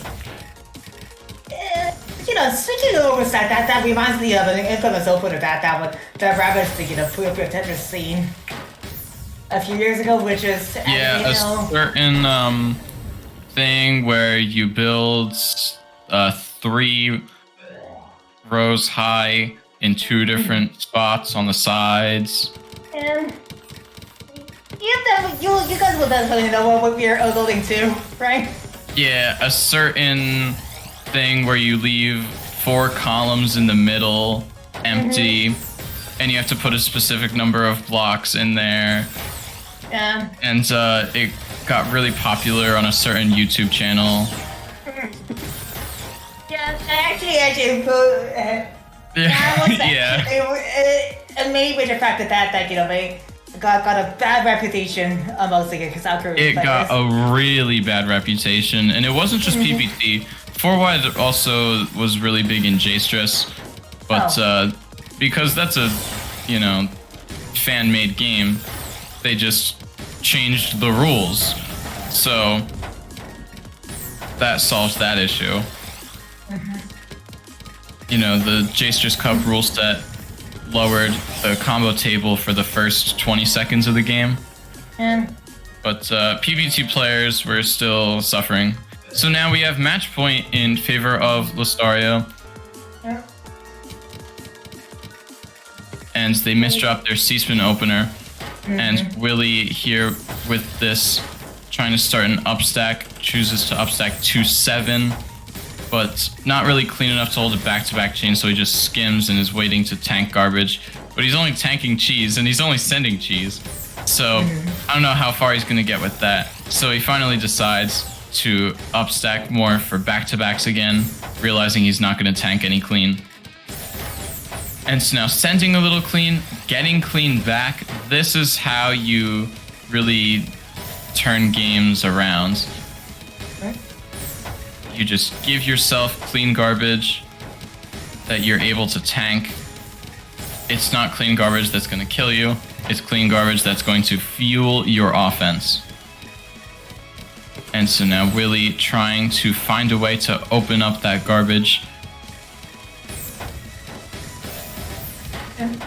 And he does get through it, but not really fast enough or with a big enough spike to do much. It's just kind of down stacking. Yeah, indeed. But now Willie has a big spike and a really clean board. This can hold a back-to-back chain. But now Lustario, perfectly timed spike, stops Willie's upstack in its tracks. And now Willie, needing this down stack, gets a 12 spike. Lustario, close to the bottom of their board, might be making some back-to-backs that Willie has to stop. Yeah. Willie now down stacking. Neither player really wants to commit to much offense. So we're just seeing clean garbage and then clean garbage get down stacked, but not really, no one's really adding on to the clean garbage. It's just kind of been a neutral game up until then when Willie really turned on the gas, stepped on the gas, that's what I meant to say, and made it TAWS breaker. Yeah, I think that's actually the first tiebreaker of this event. Is it? I'm not sure, you know. I don't know. I wasn't watching the beginning. I was eating pizza. So. Me too.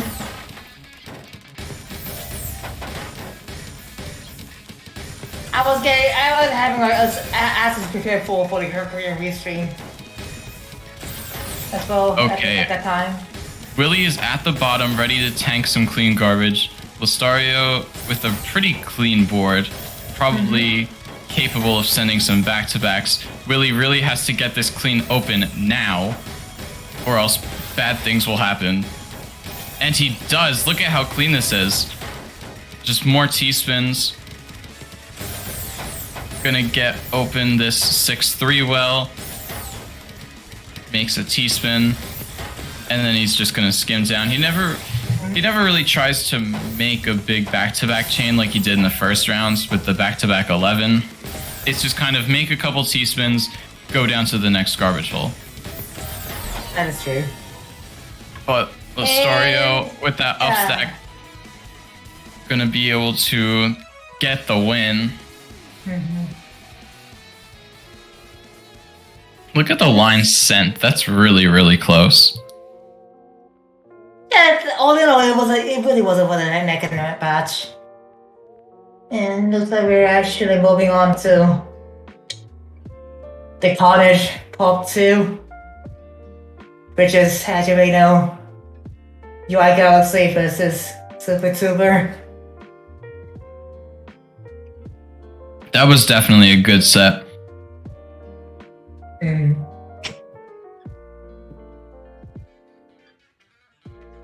Looks like we're like in a three tiebreakers away from hitting the 200 mark. Okay, UI Galaxy is back, and his next opponent is Super Tuber. Okay, I really feel bad for him. So, Not gonna lie. Super Tuber pulled off a lot of upsets, but against UI Galaxy, Mr. 4 PPS openers, I don't know what to say. Me neither. I can't make any predictions because I feel like UI Galaxy's gameplay is just too weird. I don't understand it.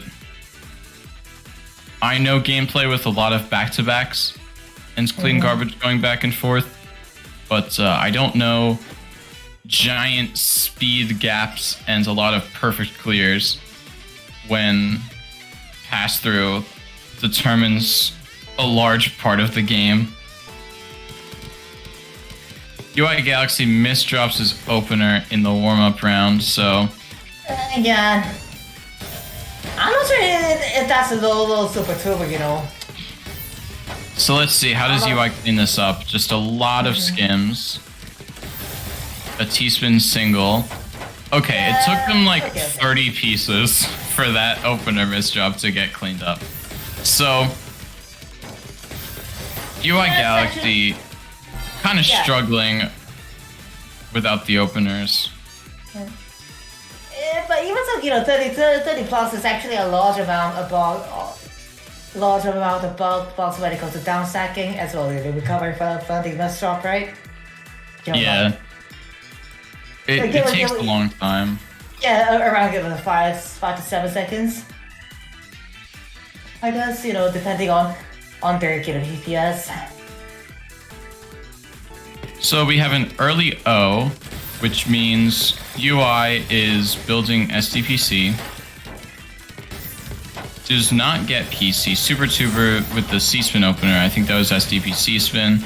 going to get down to the bottom of their board with high APM, 120. And now UI Galaxy with a ton of clean garbage on their board from that C-spin, but just cannot get the down stack.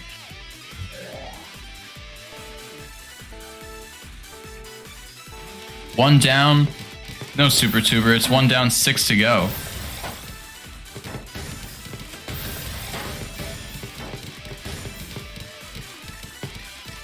It's a See stick spin here. Pretty big spike, and the stick spin gets the kill. Yeah, Super Tuber was Is he- actually doing what pretty more well can- against a, opener-oriented player. What is more consistently strong? A strong back-to-back opener or a strong PC opener? Well, Super Oh. Tuber has won 2 rounds with a back-to-back opener. UI has won 1 round with a PC opener. And Super Tuber, talking about the lag spike. Yeah, pass-through will be a large portion of this game. UI misdrops their next PC. Super Tuber kind of hesitant with no garbage on their board and no PC in sight. Gonna have to figure out a way to make this upstack strong. UI Galaxy upstacking 3-6, but like not really doing much. Misdrops a J, but they can skim it down pretty easily. UI has a ton of clean garbage in the 2-7 stack. So Super Tuber here also with a 2-7. With a back-to-back 2. 3 maybe wants to start going more on the offensive. UI has a ton of clean garbage on their board though, and this is just super clean. But UI misdrops an eyepiece. Super Tuber gets time to open up their clean garbage, but UI never breaks back-to-back 6. Oh no, but they make this Imperial Cross that covers their Tetris well. So now they're breaking back-to-back, and they're like really high up. This is super dangerous from UI. The Tetris cancels, and Super Tuber with more clean garbage on their board, making these T-spins. UI has to get down quick, but Super Tuber with the clean garbage, the offense doesn't stop. UI could not get the down stack, and that's that. Their counter spike was not strong enough, and the down stack was not fast enough. Man, I really should get myself a bag of popcorn right now. Intense rounds. Yeah. Because you just... Super Tuber gets out of opener phase and like it's a sigh of relief. Yeah. But Oh, you but know, that that round they got cheesed up a ton. And UI Galaxy just 3 PPSs their way. Even I struggle to keep 3 PPS for that long.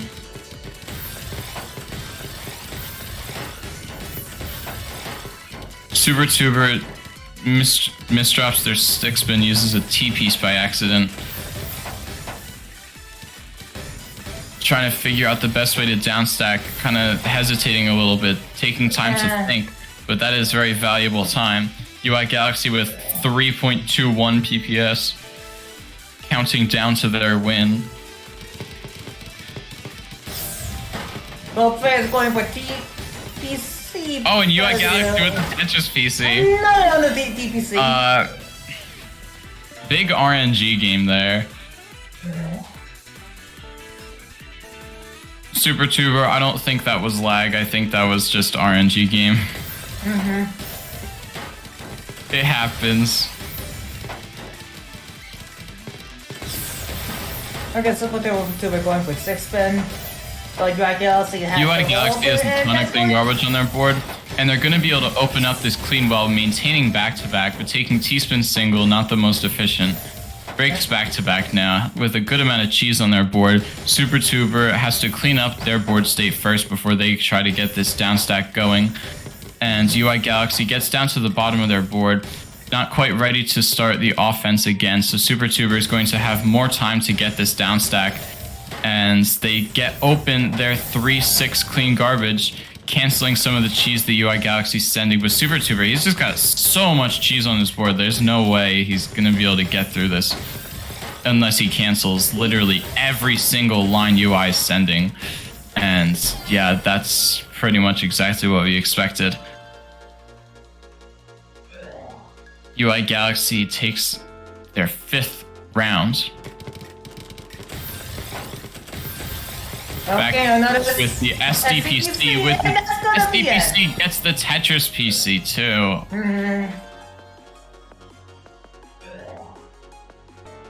Unfortunate.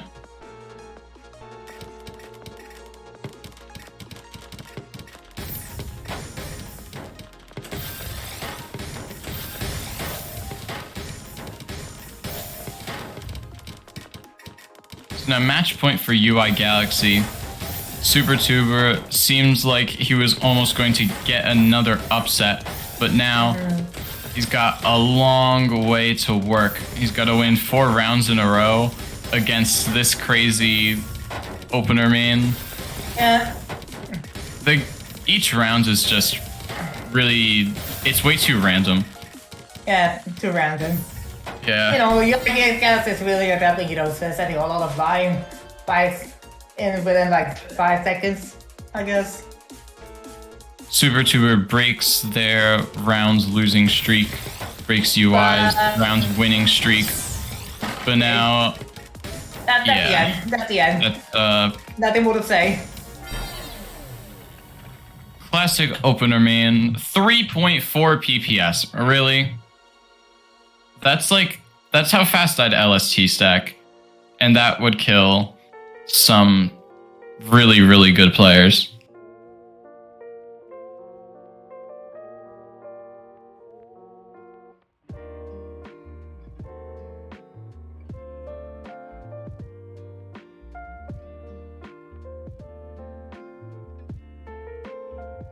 Yeah, I don't know what to say right now, you know? I don't know what to say either. That's just like the power of really, really fast PC openers. Indeed, you know, all I can do is just, you know, sit back and, you know, munch on and, you know, back and pull popcorn right now, which I'm doing right now.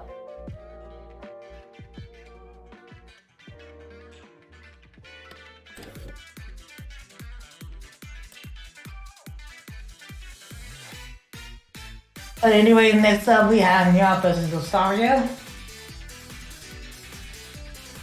Oh, for the 4-point TR difference between each other. Okay. Yeah, like, am I reading that right? They really are only 4 TR apart. So,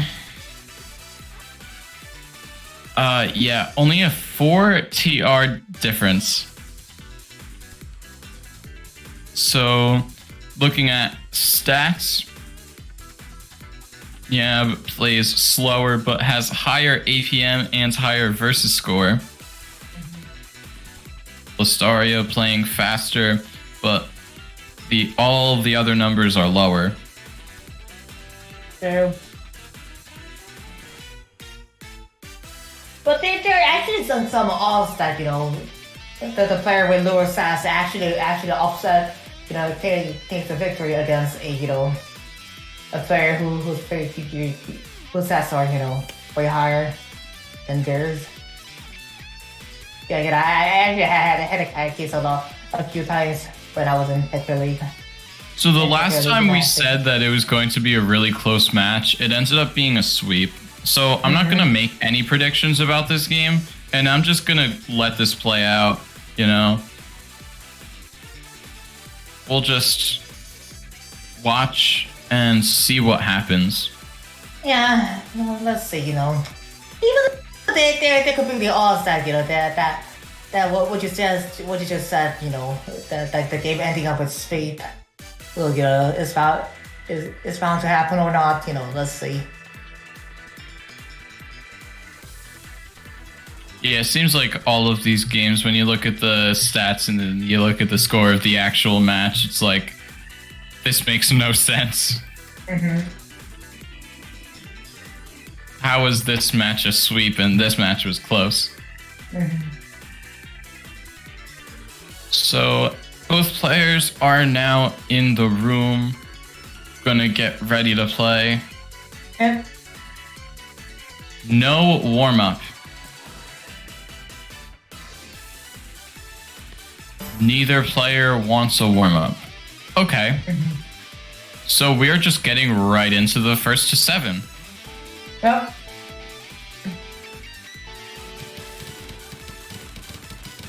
The fire going for Distribute while Nyava's going for it. Oh, Yeah, that. and this Gamushio transitions really cleanly into a upstack. Nyab has a ton of clean garbage on their board now. Listario has to be ready to tank whatever Nyab counter spikes. I don't know how likely that is with this board state.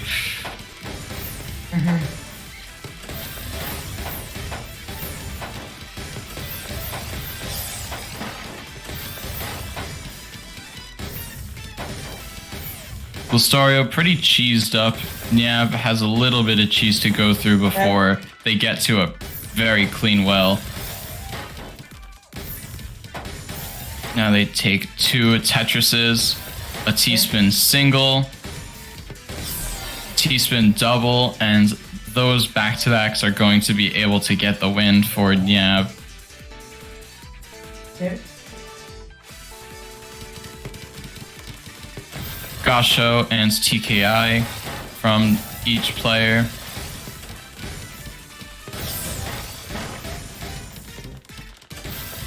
Yeah, with a lot of clean garbage they can work through, chooses to skim. I was thinking that would make DT. Listario here trying to get through this. They have 1-8 garbage. Not the best, and then they tank some cheese too. So if Nyab keeps up the clean sends, that could be the rounds, and it is 100 APM for Nyab that round.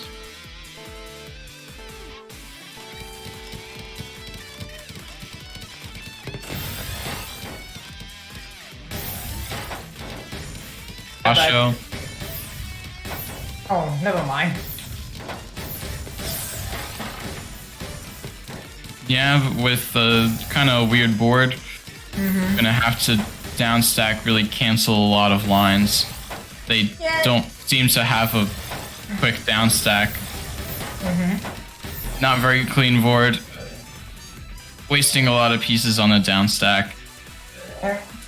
Just couldn't really get anywhere. That's Listario's first win.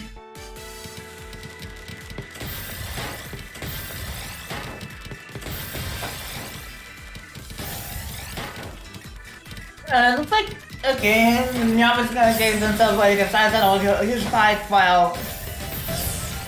Okay, 11 side fight on Nyab, but looks like we're just find a way to there's a lot of counter attacks to their opponent. Nyab has a very clean upstack so far. Gonna make this donation. Back-to-back 3 chain. Listario's back-to-back 4, 5. It's gonna be 6, but both players skim it now with a ton of clean garbage, and Nyab is gonna just have the cleaner board. That was really efficient. If you looked at the attack per piece, it was probably around 0.9. So very efficient round from both players. That's what happens when you have back-to-back chains. When you can build a back-to-back chain and not waste T, your APP just shoots way up. So Nyab with the C-spin PC into DPC, I think, takes their 4th round. Now Gasho going into 6-3. Listario skims, probably was expecting to tank more clean garbage, but Nyab's sending cheese after skimming their upstack. Okay, no, with a 12 stack, a second. It's always a weird situation when you expect garbage to come one way, and then it just never happens. You skim anticipating a big counter spike, and it just never arrives, or you get this giant spike and you're wondering like, where did that come from? Yeah, indeed.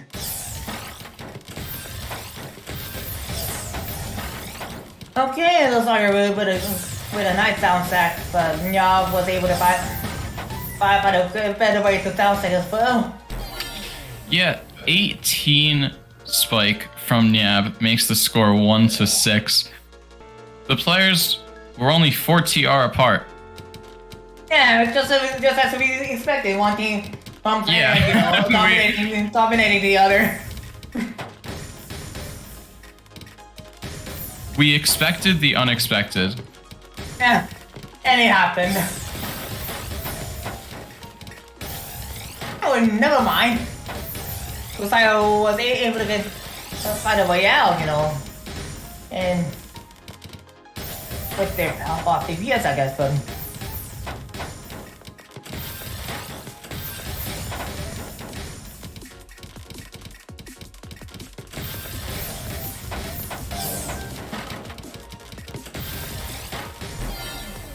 Yeah, the IP sucks.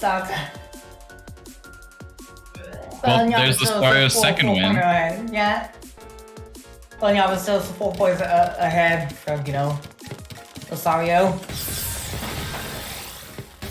Yeah. Lostario has to win 6 rounds in a row. No, 5. That's 5. Well, now they have to win 5. Mm-hmm.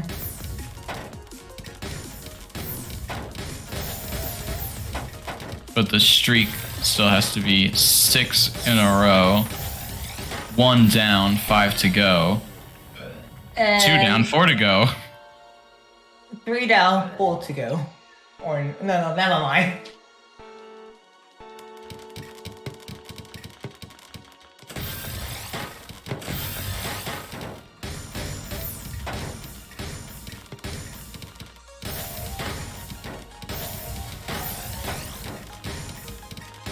Yeah, with this Z prop skimming down, little clean garbage, but it's in column 2. So yeah, 1-8 stack. That's going to be really good. Lostario with 9-0. Can't find much pressure out of that. Yeah, well, really close to opening there. 9-0. Well, Lostario has to down stack really fast. Yeah, with this little power stack, maybe. Going for this T-spin here. Won't be able to get it. So just skimming it down. Maybe looking for a count of 4, not quite.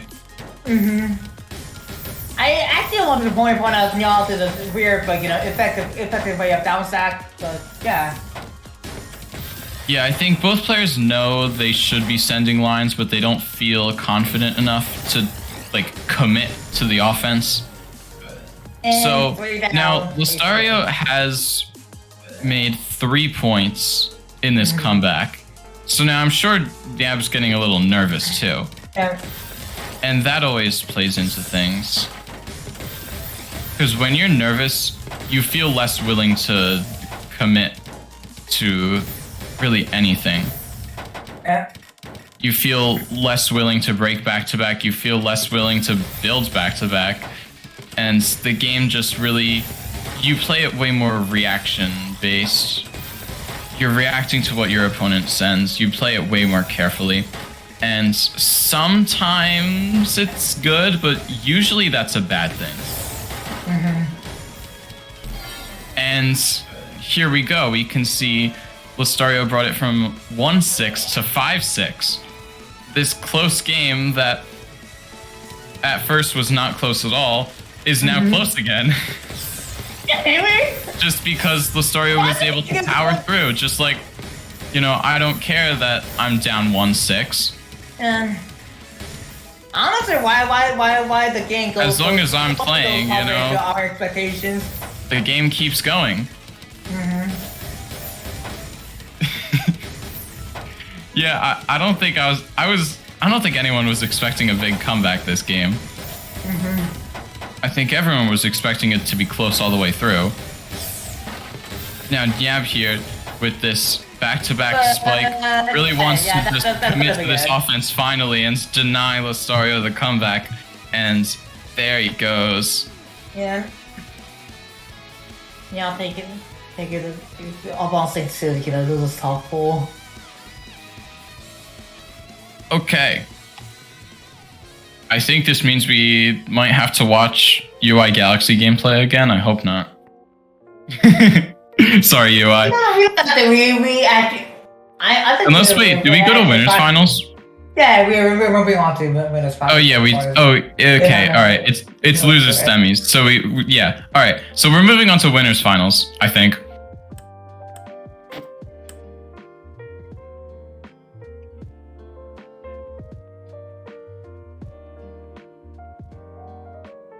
Korean Stacker 420 already in the room.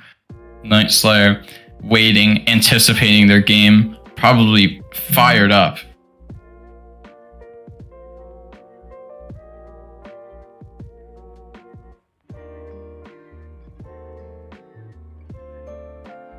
Ready to just go at each other. They've been in a staring contest outside the ring. And they're gonna get in, they're gonna fight. And it's gonna be good. Yeah. I think we just also a cracker jazz to the audience, you know, if possible.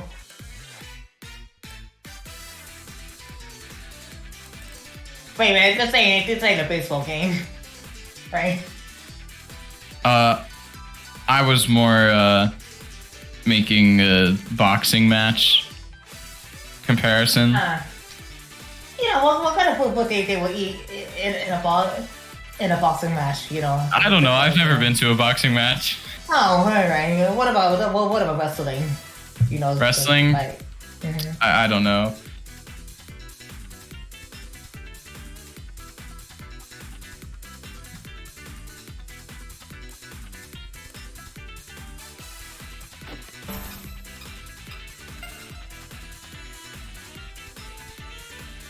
Alright.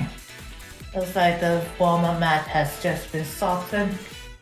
Yep, this is the warm-up rounds between Night Slayer and Korean Stacker. We see DT Cannon versus PCO. I had this matchup a ton when I played Puyo Puyo Tetris. Pretty much everyone knew DT Cannon and PCO as their openers.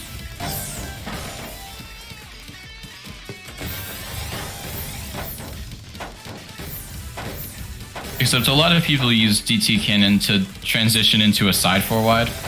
You don't see that in Tetrio. I've seen DT into 4-wide like twice in Tetrio, ever. And even then I don't think it was like serious. It was probably just a BM strat. Like, you don't expect me to do DT 4-wide, so I'm gonna do DT 4-wide.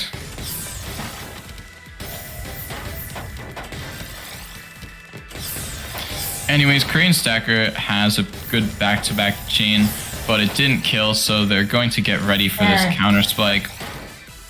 And they do tank the clean, they do open the clean, but it's 0-9, so gonna have to use every single eyepiece they get for clearing through that garbage. And yeah, they did a good job of making sure they got through that as fast as possible. Not dying from overstacking 0-9. And there we have it. Night Slayer taking the victory of the warm-up match. Yep. Night Slayer wins the warm-up match, and then we are going to get into the real game. Both players saying good luck, have fun. Here we go. Winners finals.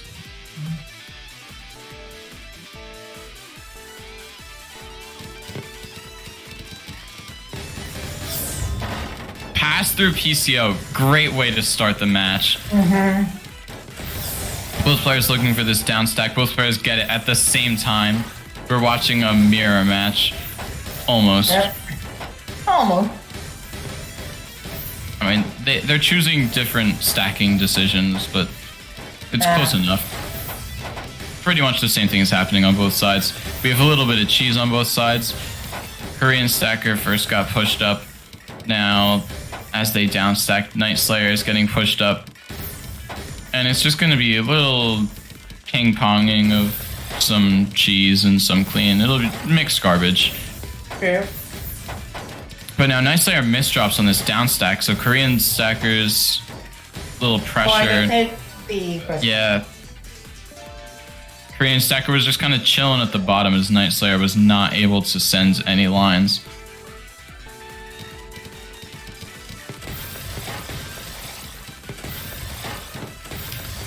It's always nice to be able to get a downstack and then be able to stay at the bottom, because you're in full control of your own board.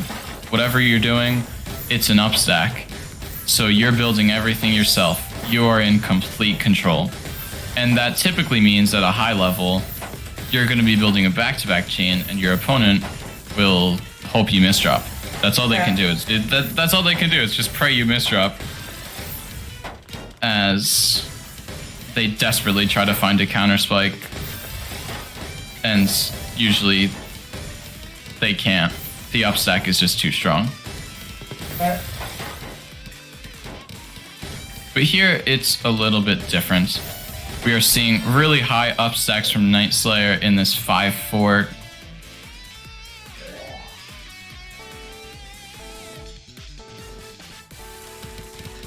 And now the score is 1-1.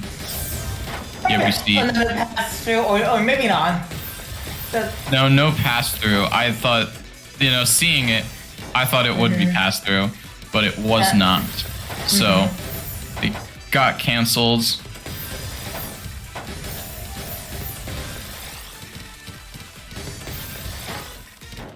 Now Korean Stacker with a clean 3-6 stack, trying to find a way to make this C-spin work.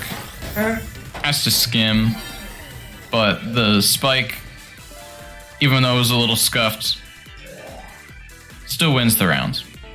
Sure.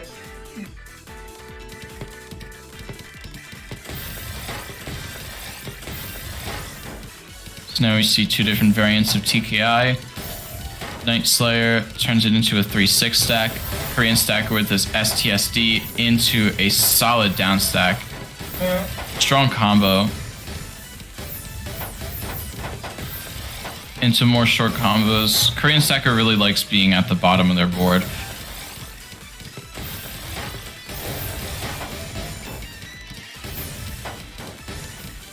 Korean Stacker gets to the bottom but doesn't really want to commit to that center well up stack for some reason. So they were building 9-0, but really just waiting for more clean garbage to be sent their way.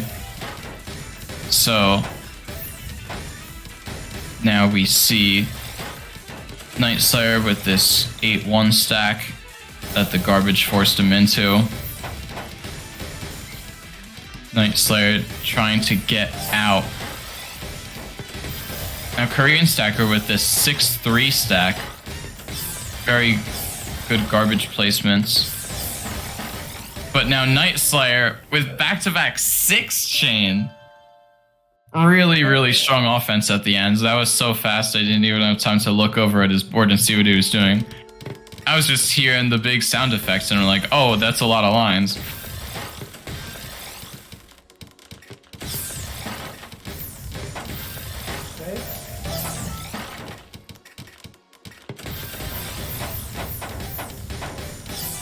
So now Korean Stacker with this 3-6 garbage. Gonna try and find this counter spike Night Slayer with a little mixed garbage. Kinda wants to cancel some of the cheese. And now they have this really clean 6-3. Gonna attempt to counter spike that.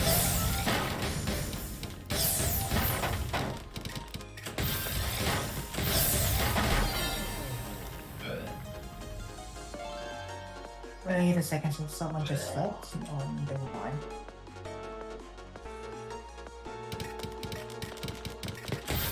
Okay, we're better going for TKI, I guess, or...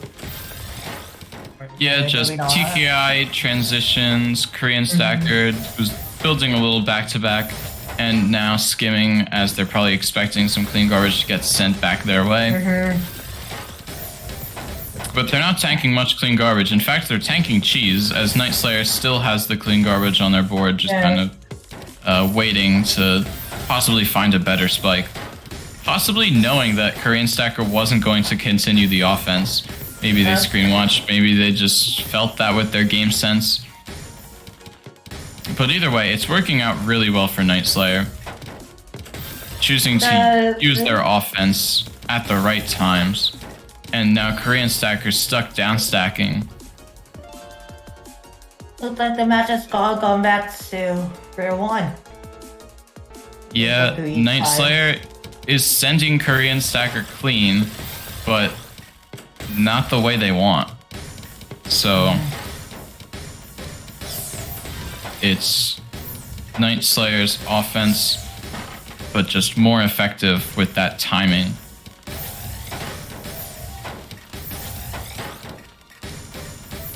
And looking, they're playing pretty fast. The timing may be completely unintentional. It may be just a subconscious game sense thing.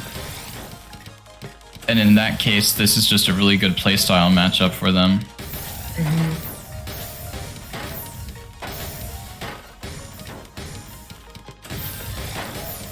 So now Night Slayer getting through this 9-0 garbage.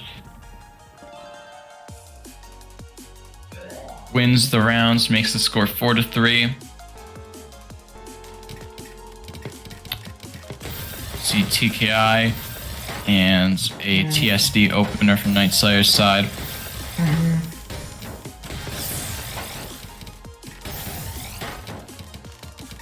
I don't think that TSD opener has a name. I have used it. I still do use it sometimes, not in versus. Okay.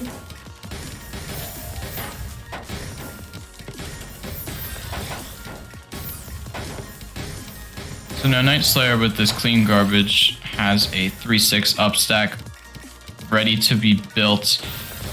And now they're gonna power stack this as a combo stack. I was thinking this is a really clean back-to-back board, and Night Slayer thought this is a really clean combo board.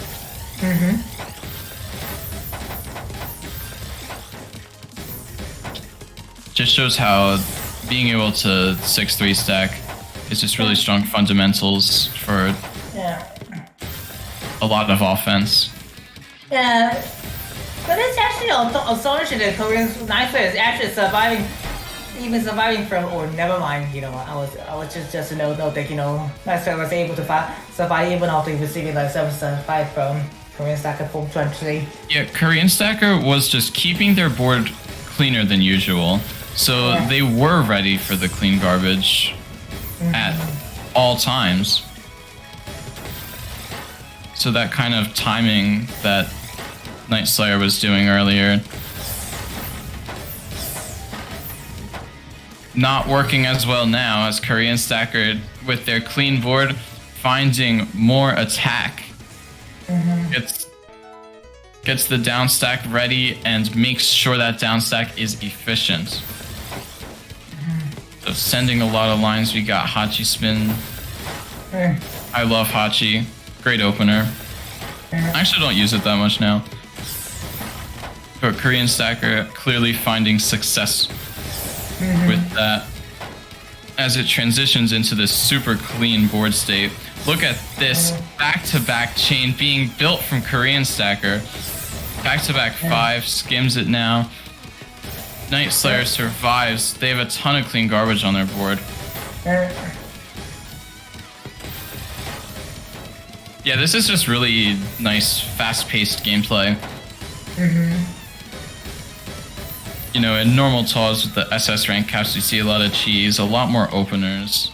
This is just really strong mid-game fundamentals. Both players, they know they can win with their mid-game skills more consistently, more reliably. So they don't look for those other cheese strats.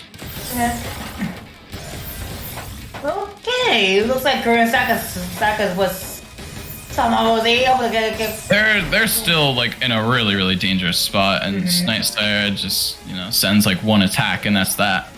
yeah. Game is 5-5. So now it's just best of 3. First to 2.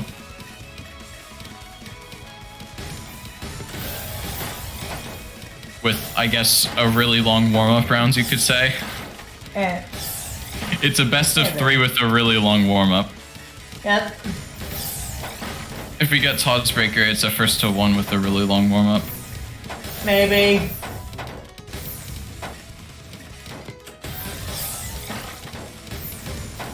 But Night Slayer has a ton of cheese on their board. Yep. Tough to work through. Kind of thinking about the best way to get through it. And they do find their way through. Now this 7-2 stack with some clean garbage. Can't quite find a way to build a back-to-back chain. So, not much offense from that.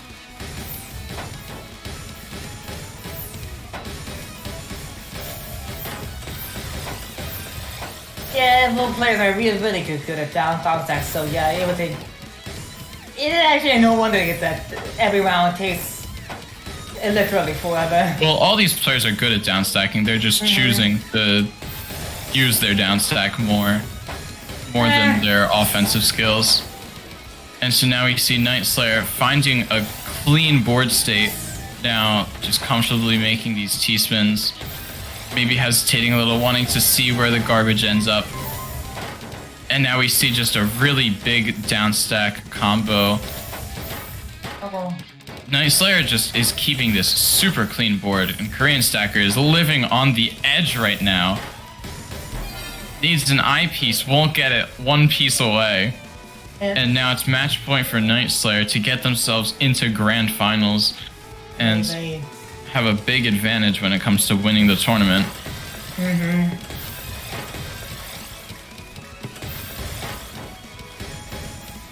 Now we see Night Slayer trying to find this down stack, getting through the clean garbage.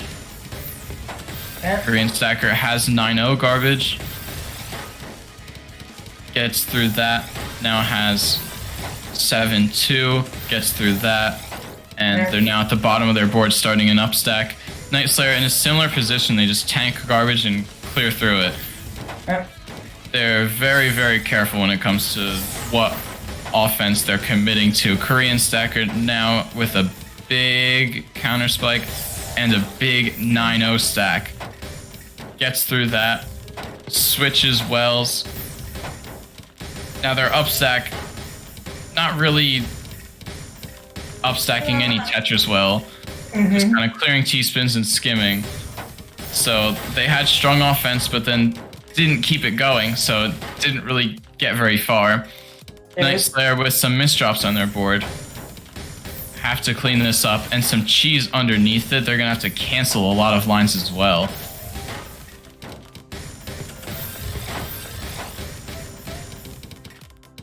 Watching this play out, we see Korean Stacker with the 9-0. Choosing to make this fake TST. Night Slayer with a 0-9 stack. Korean Stacker with a ton of clean garbage on their board, but they just can't get to it in time. Night Slayer wins the rounds, ends the match. Winners finals goes to Night Slayer. He will be in grand finals on the winner's side.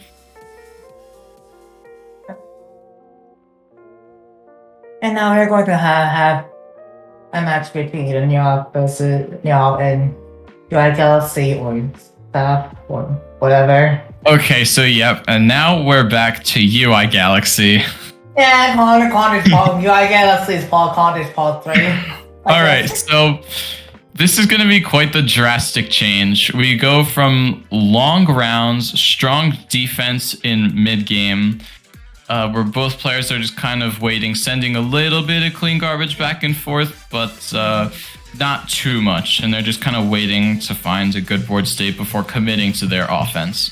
And now we're just going to see all rules of mid-game get thrown out the window as UI Galaxy does 3 PPS opener maining, and Nyab tries to figure something out. Yeah, So now they have no warm-up rounds. I guess they're hoping that UI Galaxy will misdrop their opener. Well, that's what happens. So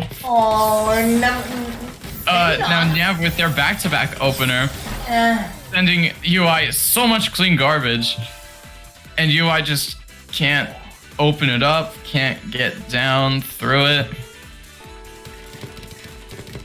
UI with this 5 PPS TKI, and Nyab with the big C-spin opener into a Tetris. Okay. And they take the second round. Okay. Looks like Nyab is the one who's going to know. All right. You know, override UI Galaxy, I guess. This is a big game because the winner of this gets into top 3. And now Nyab misdrops their C-spin opener, and UI Galaxy finally gets their PCs going, so... Yeah. Scores 1-2. Nyab still winning. Yep. Nyab really likes their MS2. UI with his PC. Yeah, really struggling, has to find a way down. I mean, I don't know what you're gonna do against 4 PPS PCs. You gotta send something faster. Hope there's some sort of pass through.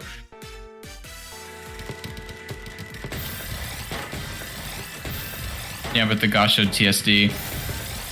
Oh, they had the Tetris PC, but they tanked garbage.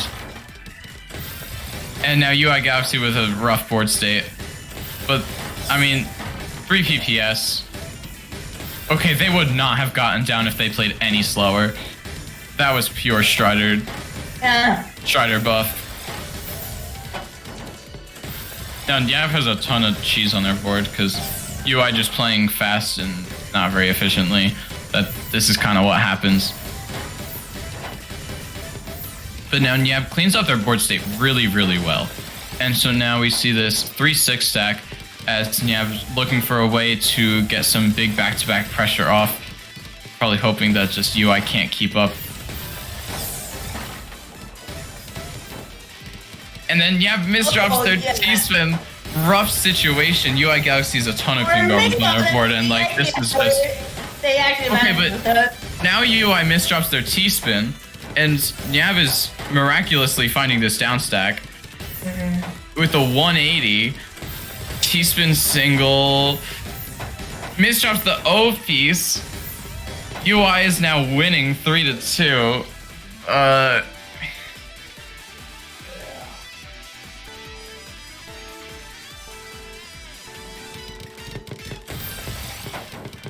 Yeah, all of these games with UI are just really weird.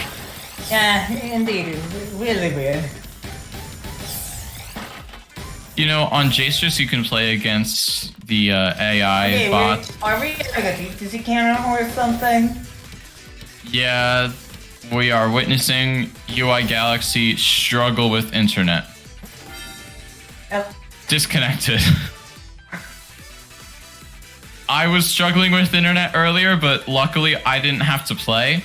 So, Azura was just able to fill in the commentating. Okay, now Nyab does not want to take the point for that round.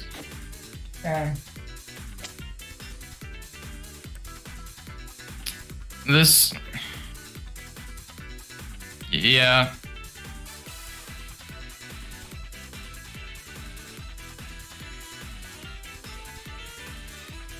This is just a weird game.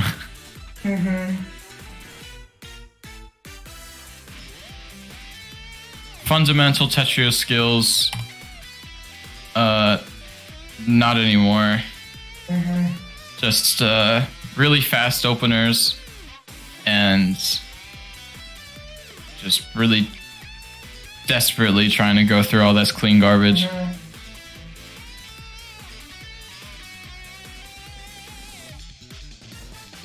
I mean, just look at these profiles. Look at the PPS difference. 2.18 to 2.77. Like, that's a little different. And the slower player is the one with the higher TR. So,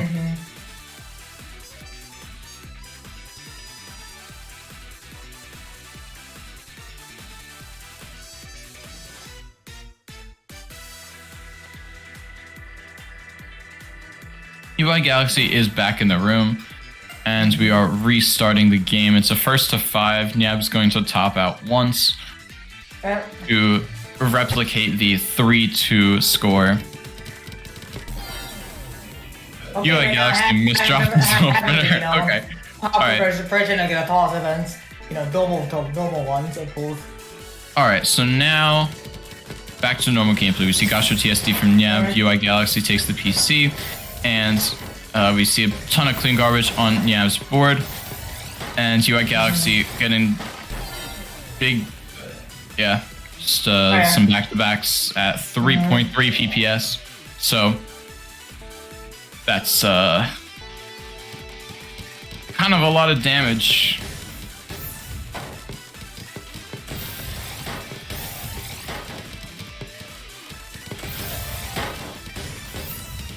Now we see UI Galaxy with a pretty clean upstack, but I don't know if they really have the pieces to work with. And they misdrop. So now Nyab takes a round, makes the score 3-4. No. Wait. The heck? The score is 3-4.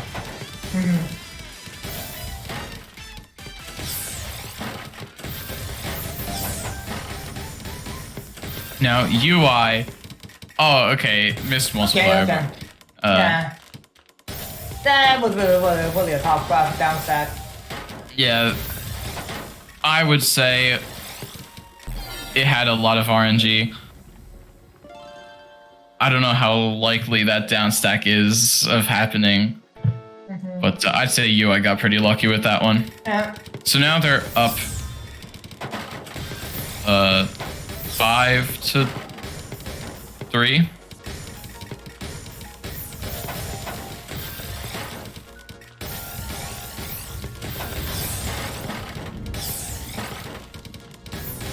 And now Nyab had a back-to-back chain with the upstack. It was looking really clean, but it just didn't get the kill. UI is just, going too fast with their 3 PPS shenanigans. I don't even know what to say anymore. This is UI gameplay. Like, we think we've seen Striders, but UI is totally different. How is he keeping 3 PPS for 40 seconds? He only slows down because he misdrops. Yeah. Usually I can't even do that. This is so weird. Okay. Anyways, that misdrop ends up killing UI. Nyab wins the round. Now it's 4-5. UI gets their PC and DPC. And UI Galaxy taking this match point. Yep. So match point UI.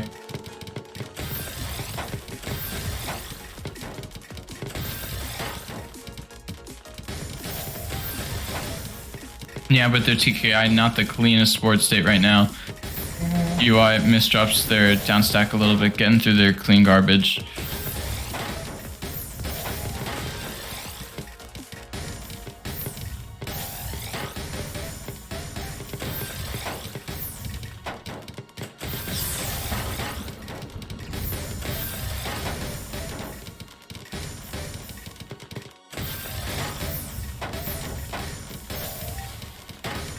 So now we see Nyab at the bottom of their board trying to just clean up a little bit as they tank a lot of clean garbage from UI. And UI with this 9-0 stack, gonna down stack, cancel a good amount of lines. Nyab kind of off the hook now with this really clean 16 spike with back-to-backs. Have a lot of cheese on their board now, so they're gonna make this STSD. Hopefully, they're hoping it kills. And it does. So now they just have to win 2 in a row. These comebacks are not very likely against big opener mains just because the games are so random. Usually there's no big, one player wins a lot of rounds in a row.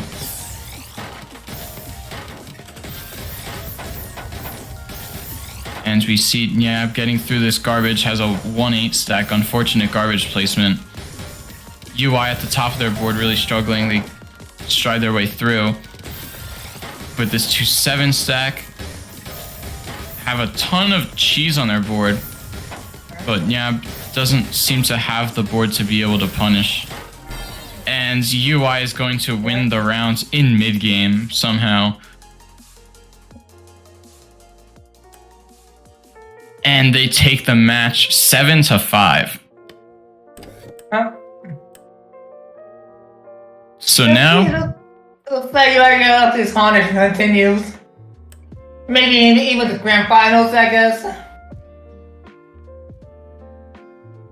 I don't know what UI is doing. Yeah, me neither. Who did they lose to? I think they just tiring me out to actually, you know. Even though I need to get myself prepared for the next event. UI Galaxy lost in an upset in tiebreaker. Oh. Looking at the bracket.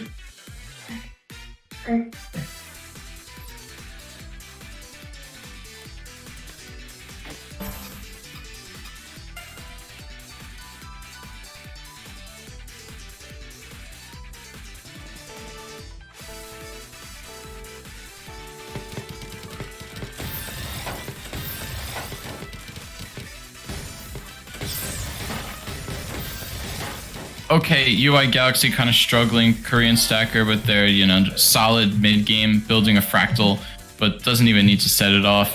They wanted a warm-up round, but they never made it. They never made it first to one, so just kind of... Just gonna leave the game.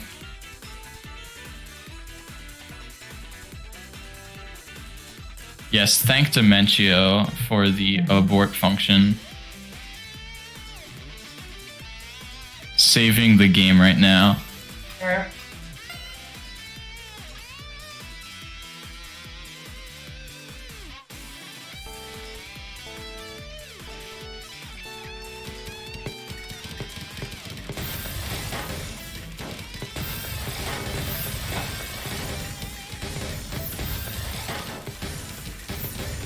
So now we've got UI on this 4-5 up stack.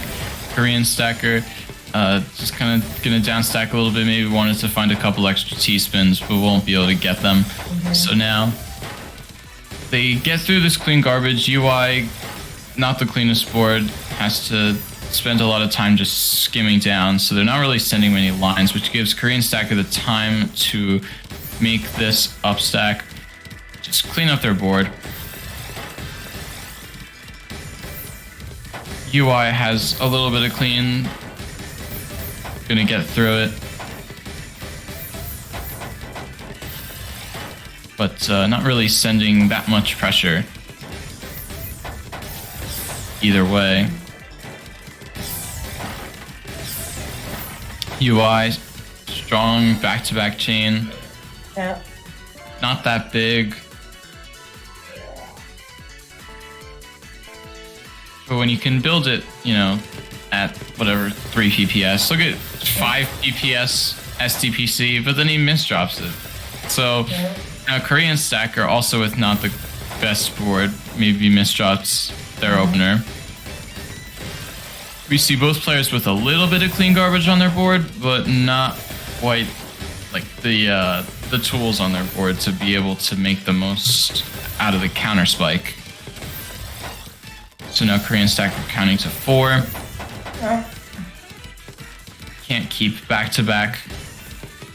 Unfortunately, I know they were looking for a way to keep it going.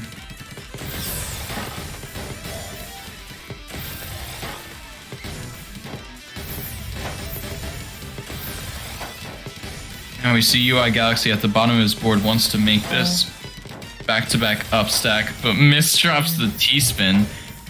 Korean Stacker living on the edge again. Gonna see, can they get down?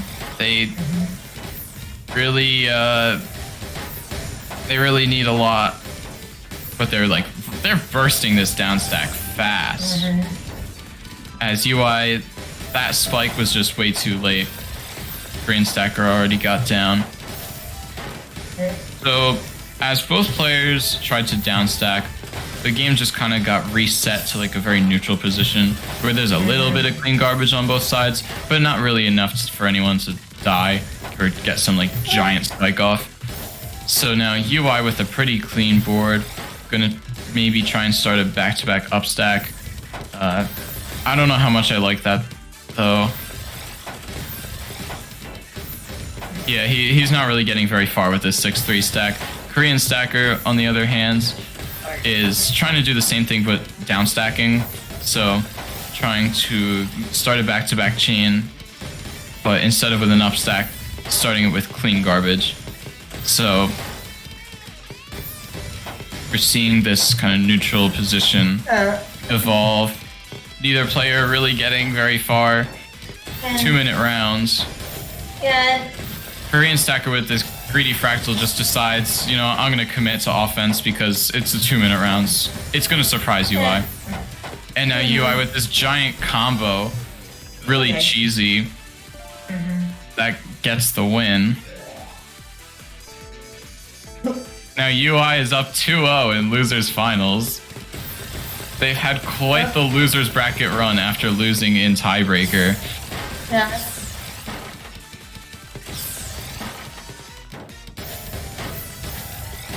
Back-to-back 6 chain. And look Break like it, they're but open. that's just barely enough. Hold off. Yeah, typically what you see is whenever you have like a strong back-to-back situation, and whenever you win off of like just pure pressure, that's you usually win around maybe like the 10th back-to-back. You usually win between back-to-back chains 8 and 12. But UI Galaxy with just this giant speed difference, was able to win with a back-to-back 6 chain off of just that same pressure. Okay, you got to with a 16 line contest back. And yeah, takes another round for Korean Stacker. Yeah, UI is sometimes not efficient at all, sometimes very efficient. It all just depends on what board state they have and how much they misdrop. So very, very inconsistent player in terms of each game. So now Korean Stacker takes their first round. And but that was the fact that UI Galaxy's poor decision. Yeah, that's just a part of the game. So now we see big openers again from UI. Kind of how this goes. You know, we watched a lot of UI games already. This is kind of what happens when UI Galaxy plays the game. So now Korean Stacker does a really good job of making sure, even though UI did get the PC, Korean Stacker had the board to manage that clean garbage. And so now they are definitely in a winning position.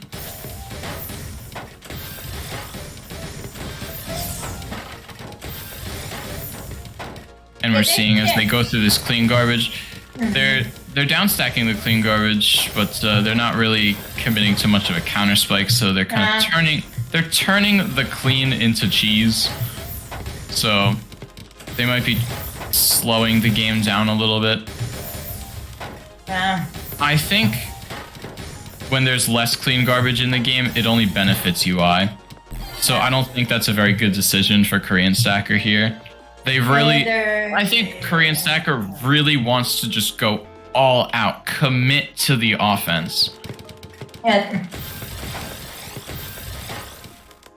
Okay. You have to trust in your abilities to manage this upstack, and we're seeing right now they can manage that upstack. And you see UI sends this clean garbage back, but Korean Stacker, look at how clean this board state is. Oh no, but they choose to skim breaking the T-spin. And that's the game. Yeah, Galaxy off of just a failed down stack from Grand Korean final. Stacker and UI, managing to just barely make that counter spike send enough lines. And now we're back to grand finals really quickly. Those two losers games were like, blink of an eye. Now on to the finale of, UI Galaxy's Carnage. Honestly, Yeah, Night Slayer did not get much of a break. But UI still has to win 2 more games if they want to win the tournament. Night Slayer just gotta prove that they can win this. Yeah.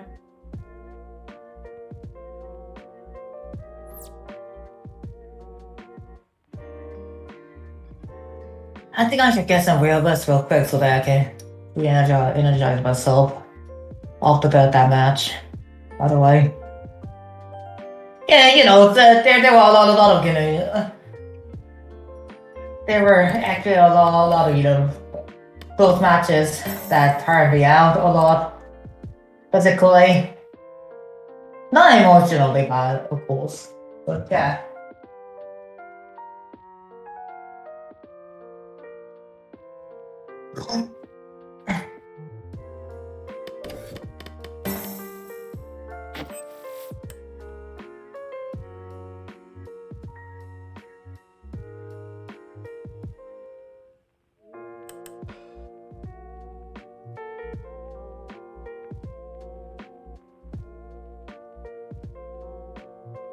Okay, looks like the Extremos is having some issues with the connection right now.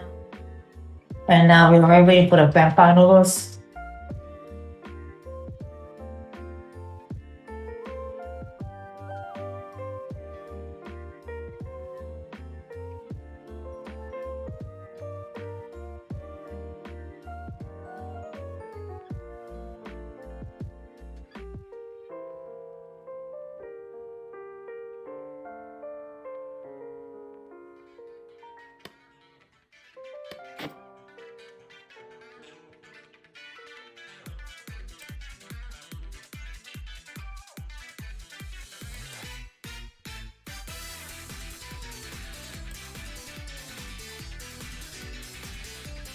Grand finals. Night Slayer. UI Galaxy. Down Stacker versus opener. Right?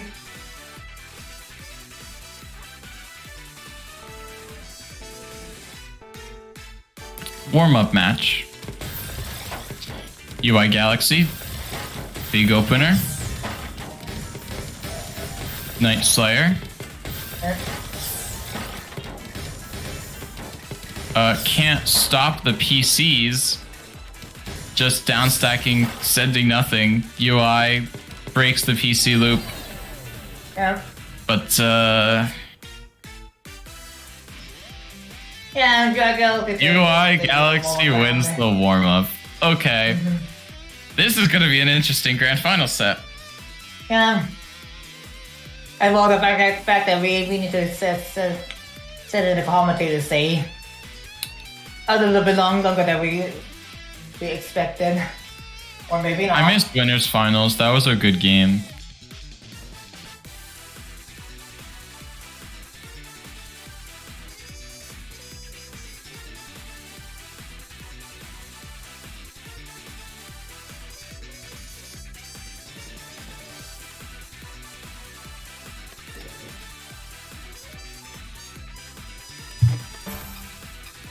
Alright, let the grand final match. Yep. begin. Here we go. Grand finals. First to 11. No deuce because TAWS Breaker is cool.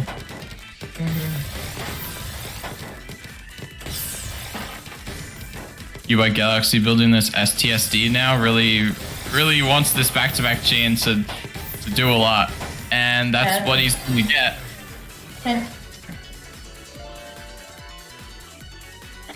A more efficient round from UI that time.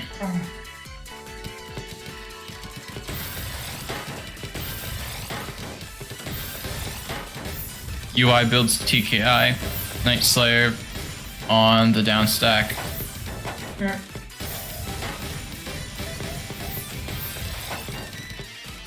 I think Night Slayer's got to take the advice that I was trying to give to Korean Stacker last game. You just got to commit to the offense.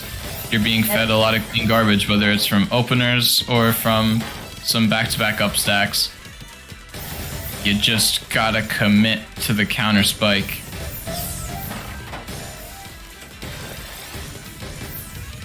If you can do it right, you'll win. But I don't think this kind of defensive play is really getting very far.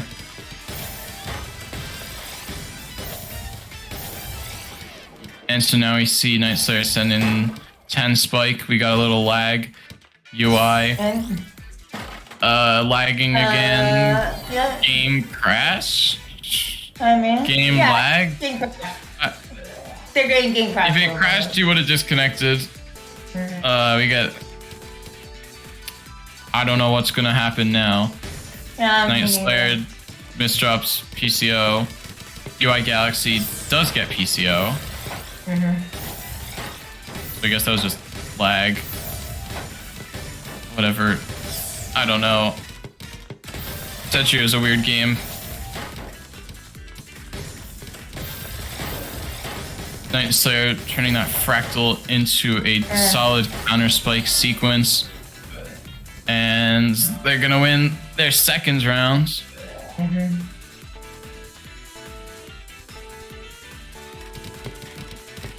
First to 11, this is a long game. It's really gonna reward consistency. Who is going to just be the more consistent player? Who will more consistently get good offense? Who will more consistently keep their board clean? Who will more consistently keep their garbage accessible?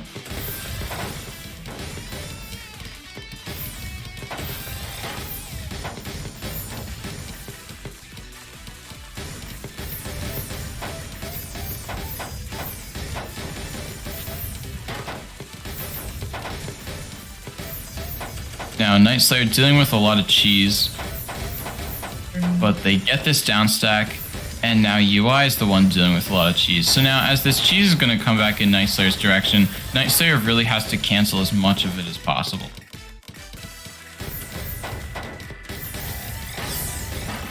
They really have to turn the cheese into clean, because with UI's speed advantage, he will just have a much easier time getting through cheese.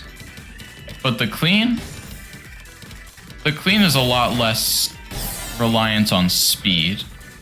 Clean garbage has more to do with your efficiency vision. It doesn't matter how fast you can go through the clean if you just go through it and send nothing. You know, sending one Tetris through the clean garbage, that's like, that won't do much. But if you can build a T-spin over the clean, and then keep back-to-back as you switch columns to the next garbage well, then you can really build on your offense. I think that's where Night Slayer really has to be able to put his energy in this game. Really make this as clean of a game as possible.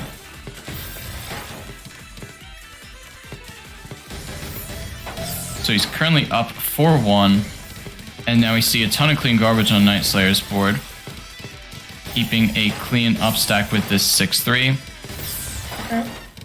And now we see UI on the up stack, but his board is just not in the best condition. And Night Slayer just barely escapes. I'm very surprised he got out of that one. I'll just say it. I did not think Night Slayer was going to get out of that one, but he's got a lot of cheese on his board, so he's going to have to cancel a lot of lines now. UI at the bottom, if he wants to win, he's going to have to be able to just up stack and punish Night Slayer whenever he stops sending lines. Because that's something you can do with a speed advantage. Once you get down, you can build an upstack. Because you're just placing more pieces. You have to start that upstack and really make those pieces worth something. You really have to start that upstack, be doing something at all times. Don't just wait for your opponent to feed you garbage.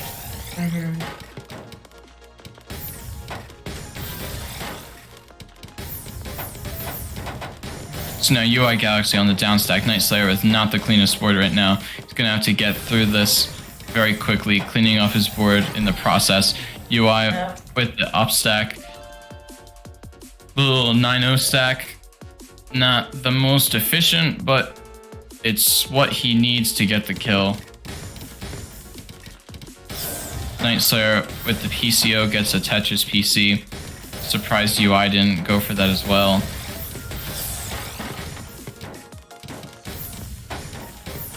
So now UI has this STSD, but takes a second T-spin as a T-spin single. Night Slayer misdrops, and now has a rough board state.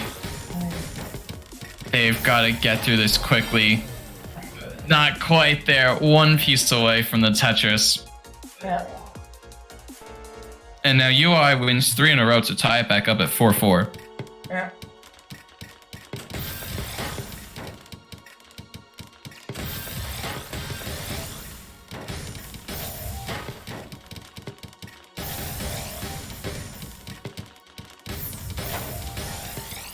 UI Galaxy just stacking this 9-0 comfortably.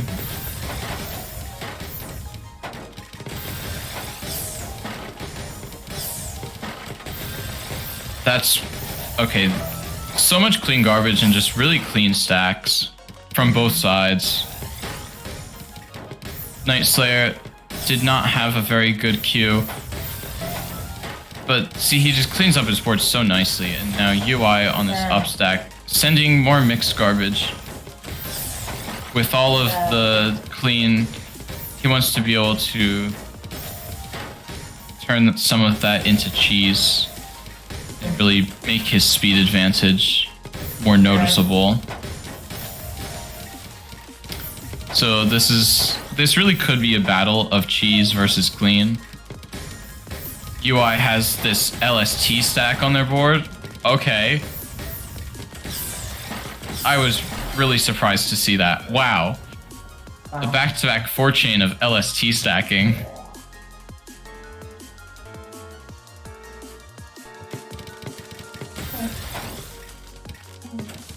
I was not expecting UI Galaxy to be pulling that off.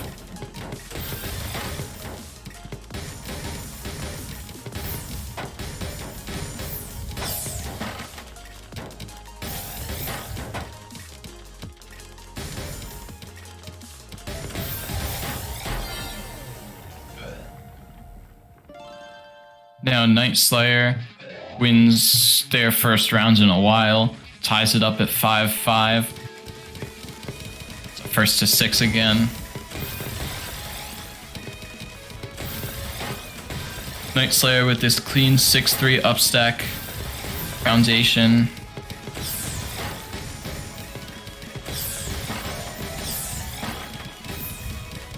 Now UI Galaxy has this back-to-back 7-chain, but they break it as Night Slayer really close to just an incredible board state. Comboing.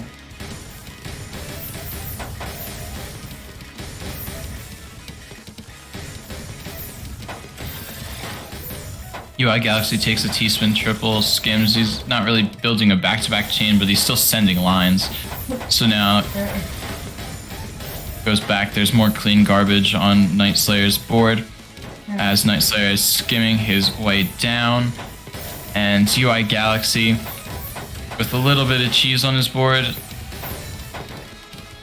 he's going to be able to get through that no problem.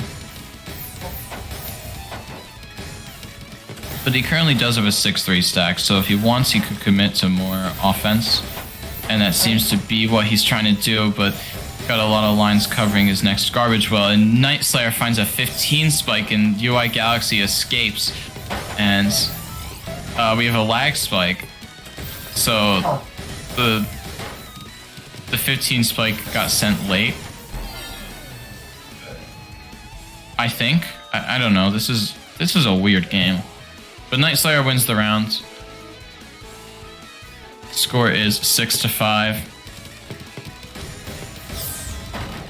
Night Slayer pulling off a PC. Yeah, Night Slayer pulls off a PC, and UI Galaxy, they just really overstacked this. Night Slayer has to be able to just... Okay, so he is able to finish off UI Galaxy, making the score 7-5. Night Slayer is 5 rounds away from winning the tournament. UI Galaxy is 7 rounds away from getting the bracket reset. We see PCO from Night Slayer. It's just going to be a TSD, turning into this upstack. Looks to be 5-4. Night Slayer gets this count to 4, but he just skims, takes a little combo. Neither player really likes building big back-to-back chains a lot. They like sending more mixed garbage, a mix of cheese and clean. I guess no one's really comfortable with going all out clean garbage yet.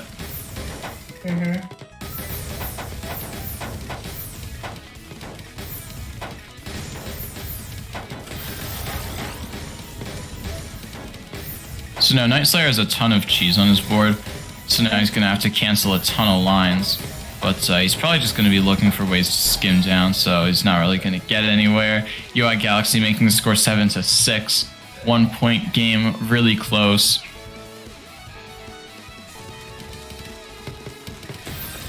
UI Galaxy with their SDPC kind of struggling to get this kick over, and turns the SDPC into a back-to-back upstack. Covers as well multiple times. That's a horrendous misdrop. Night Slayer has to be able to... Okay. Doesn't even have to send any lines at that point. Yeah, I don't know what misdrop was... I don't know. I think covering the well in the first place was just a bad idea from UI. But then the misdrop, that's like... I don't know. There's certain things... Just like one misdrop and you just know that's it. That's the game. It's very, I guess, demoralizing when you make one of those misdrops and you just know that's the end of the round because there's no way you're going to get out of it.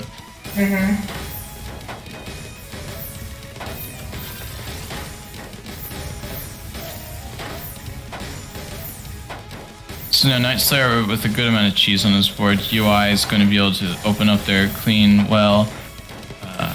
Right now they have a 2-7 stack, making this T-spin. Night Slayer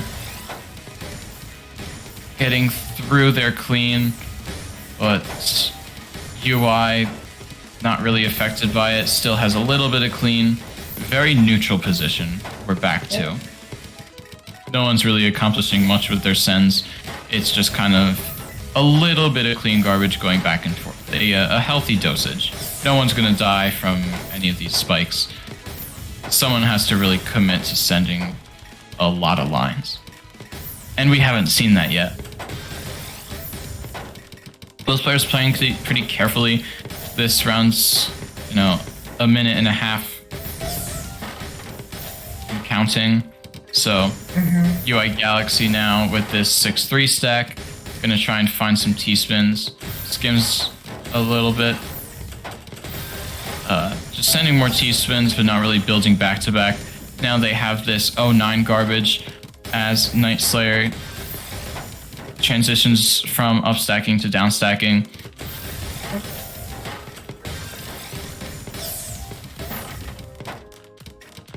Yeah, and we now see UI Galaxy with this 4-wide multiplier spike.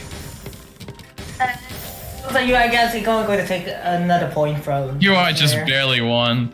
I was thinking, oh, this 4-wide multiplier, Night Slayer is getting crushed. But Night Slayer did almost get out, which kind of surprised me. If you let your opponent build something that high, chances are you're doing something wrong. So, I figured Night Slayer did not have a good board state if his offense just really halted for that long.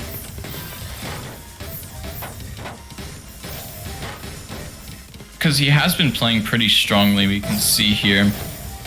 Skimming, getting through this cheese. Cleaning up his board state as he gets to this 9-0 garbage. Skimming a little bit, canceling, sending some cheese. UI has a 3-6 stack right now.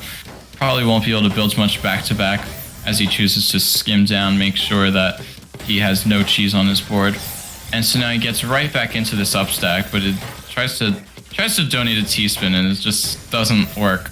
So now Night Slayer getting down, expecting counter spike incoming. He's correct about that. And now this really clean 2-7 LST shape from Night Slayer. He's got more T-spins. UI Galaxy, big lag spike. And UI lives? Okay.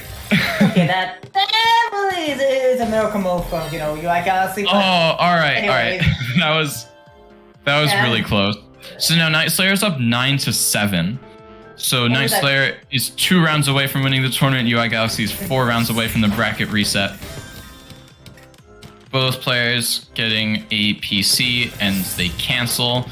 UI gets a second PC and a third PC. Night Slayer can't continue, but okay, there they go. He forces UI to tank some garbage, and now with this big counter spike, getting sent 2 PCs, giant counter spike. Misdrops the O piece, breaking the T-spin. Now he's got to spend time cleaning up his board state, so now UI is getting through this cheese perfectly fine. And Night Slayer, so we're basically back in a very neutral position where both players are cheesed up a little bit, but they both have some attack material to work with, and UI with the speed advantage is going to have an advantage going through the cheese. Because cheese will always take more pieces to work through, and UI just being that fast, he'll get through cheese way faster than Night Slayer will. Yeah.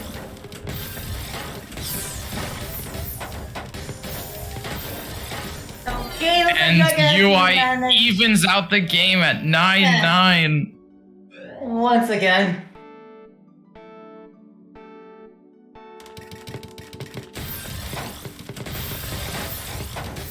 UI with SDPC gets the PC. Oh. Okay, and UI wins a round with opener remaining. 4 PPS, SDPC, DPC. Match point for UI. This is... Okay. Yeah. UI really turned this one around quick. But they misdropped their opener this round. This is why opener remaining is just so inconsistent. So now this round we see UI with this clean back-to-back up stack this time. No, I think they're actually pulling it off. And Night Slayer lives. And he misdrops the TPs.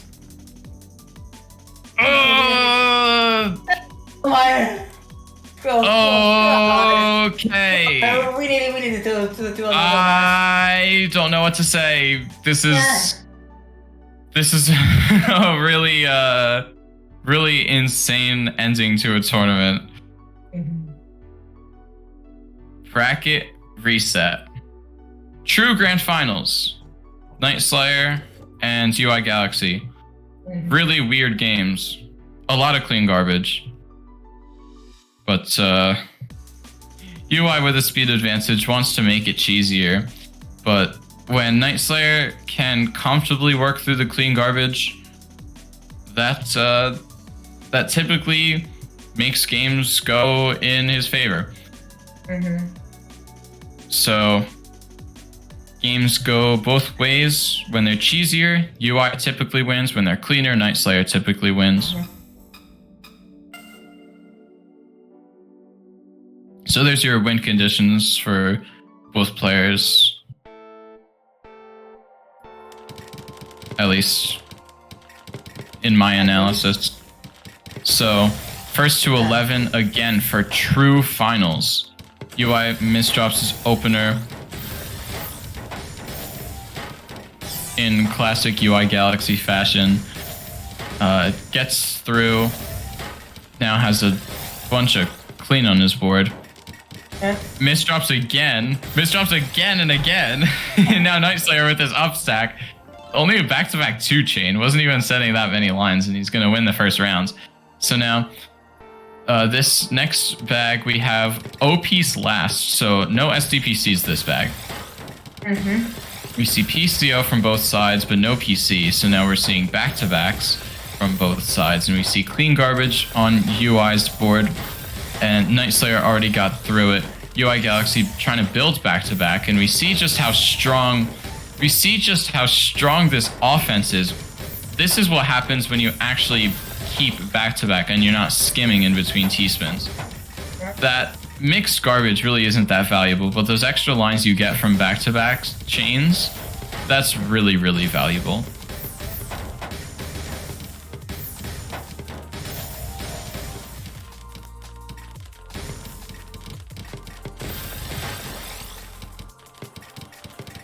Boosting your efficiency is huge. So, UI Galaxy now trying to get through this clean garbage. Night Slayer a little bit cheesed up. Seems like they're kind of hesitating a lot. They're like moving pieces back and forth before really knowing where it's going to be placed. But they have this super clean upstack board. And again, choosing to skim after taking their T-spins wants to make this more mixed garbage with cheese, but with clean, but some cheese in between the patches of clean. So mixed garbage. UI Galaxy now with this LST stack, gonna just try and overpower Night Slayer at the beginning of the rounds, but cannot keep the LST going for long. But finds a multiplier spike instead. Night Slayer still alive, perfectly fine. Finds this very solid 3-wide donation.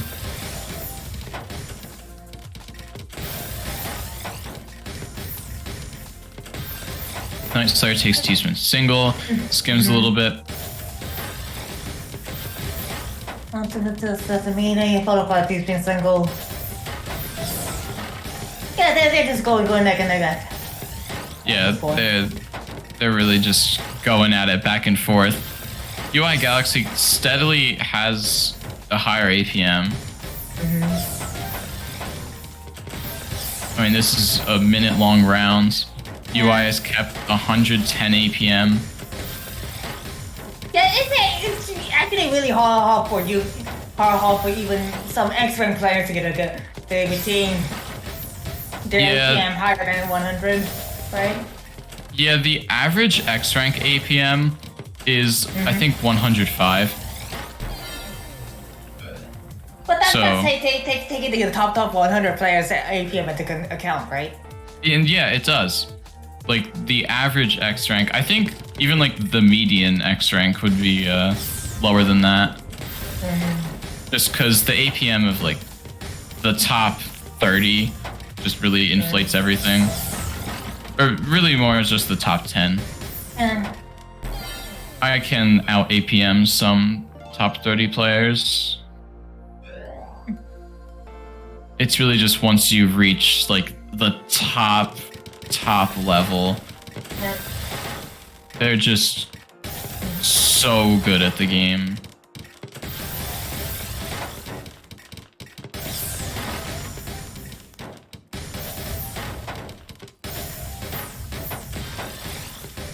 UI Galaxy downstacking this cheese a little bit.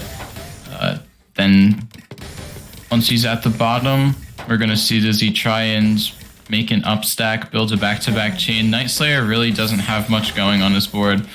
Had a little combo into a T-spin. But now Night Slayer does tank a little bit of clean garbage, and it's really only when Night Slayer tanks clean does he like know what he's doing on his board. When he's at the bottom, it seems like he's kind of stacking without much of a purpose. That's something that you really see from a lot of defensive players up until like maybe mid-high X rank. A lot of players who think more defensively will do the same thing of just kind of not doing much when they get to the bottom of their board. They just kind of wait for clean.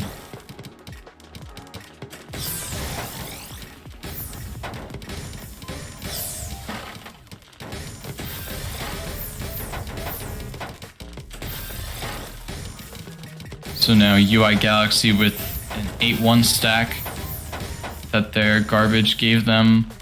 Yeah, that's gonna be. Oh, never mind. You know. Oh, okay, all right. I thought I can't count. Usually it's I tank garbage thinking it won't kill me, and then I end up dying. But that time, I thought for sure UI was dead, and apparently not. Apparently, UI is alive. So. Yeah. UI now 10 spike, Kaiden really trying to get back into the offensive flow of things. Doesn't like, 2-minute rounds. Like UI wants to get back to winning with 4 PPS SDPC. Yeah. Look at the modern time score going to kick in within like 30 seconds.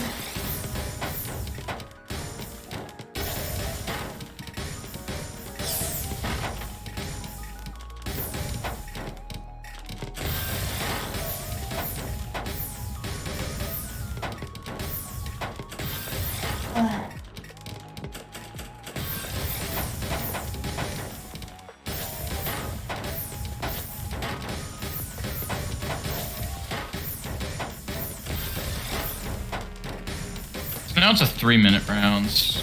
You got both players just kind of skimming through their garbage.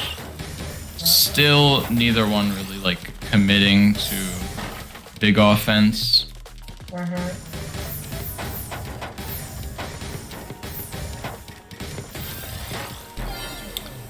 And UI Galaxy wins the stamina battle.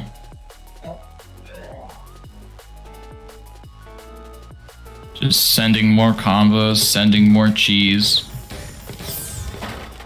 Just too much for Night Slayer, but now we're back. More clean garbage, more opener phase kind of gameplay.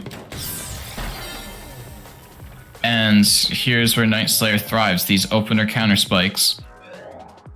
So UI Galaxy fought hard for that 3-minute round.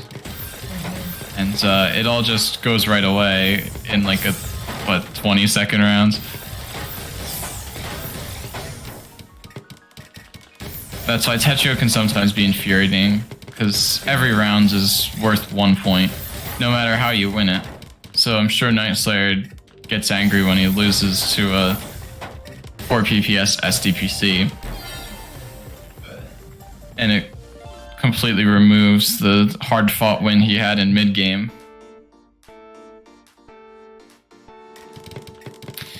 But as with everything, it always goes both ways. You're never the only one dealing with something.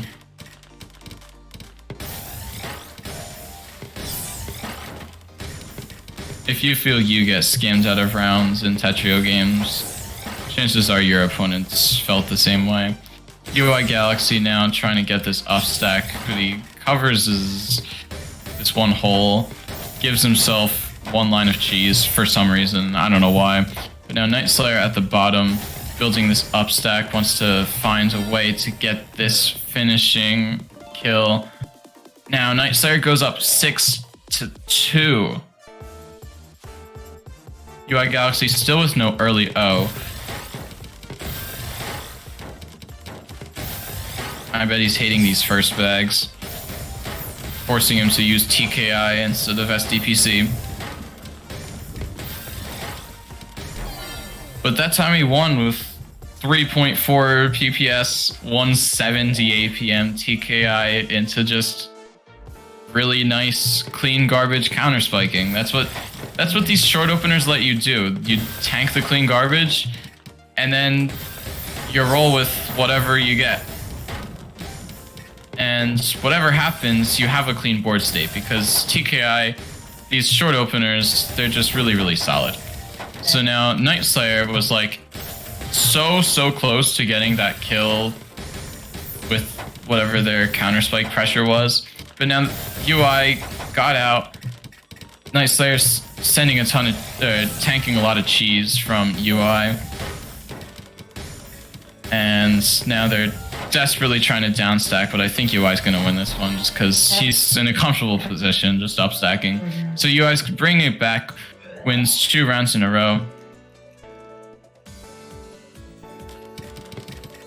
This is a close game. UI now with the SDPC again gets PC. Night Slayer really has to stop it as soon as he can. And he does. And now this is a super clean board. Look at this counter spike potential from Night Slayer. Big attack.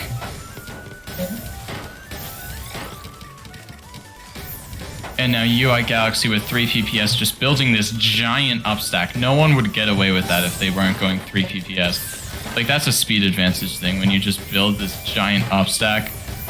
Like, anyone else, I would call that an overstack. If I was, coaching someone and they built that, I'm like, okay, you're overstacking. Please clear T-spin. But when you're going 3 PPS, you can get away with this stuff. So, and it ends up working in your favor.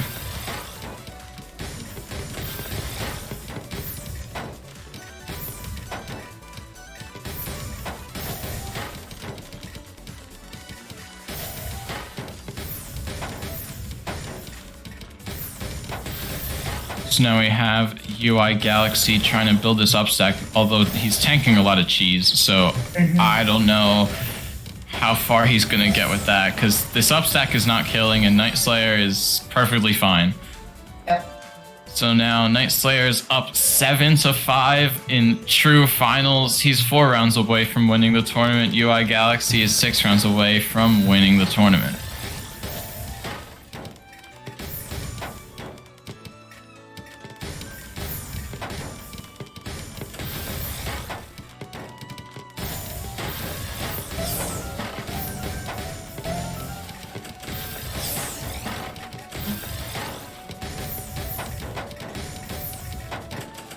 Okay, now UI Galaxy just has a really clean board. Look at this upstack. It's just amazing.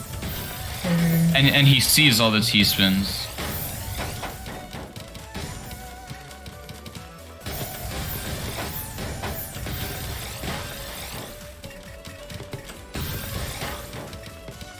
And so now Night Slayer builds this STSD, but he doesn't have a seconds T-piece. And he recognizes that he's going to try and skim down, but UI Galaxy, just with this upstack, he's just, 2.7 PPS. And that's the average for the whole round. I'm sure he was bursting well over 3 PPS at the end. He just found this upstack that he liked and decided, well, you're going to die now. And that's what happens when you are the stronger offensive player. You can send more lines. You're in control of the pace of the game. You control how much clean garbage there is. You can drastically change everything that's going on by using your offense to cancel a ton of lines, using your speed to downstack a ton of lines, or using your offense to insert a lot of clean garbage into the game. So you can drastically change the pace of play. So it's kind of likely a lot of rounds for an offensive player to just say, all right, you're gonna die now, and then that's gonna happen. Because they just have that control over the game. As we're a defensive player, they play more reactive based. And UI, like, just sends clean, gets clean back, and uses that speed. And that time, he had some more efficiency vision.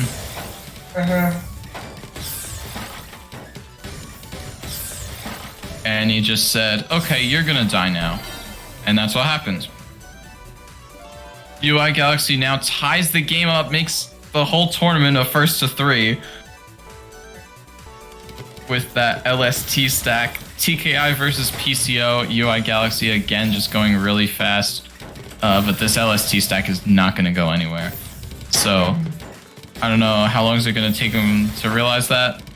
Well, he's got to clean up his board now. Nice little skim prophecy. That's interesting.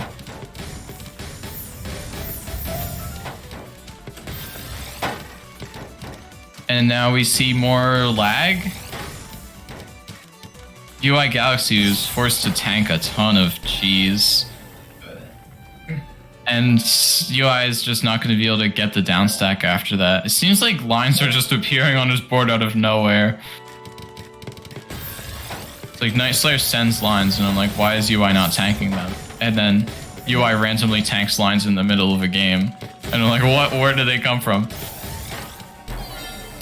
Lag is really weird. Okay, so now the whole tournament is a 1st to 2, or best of 3.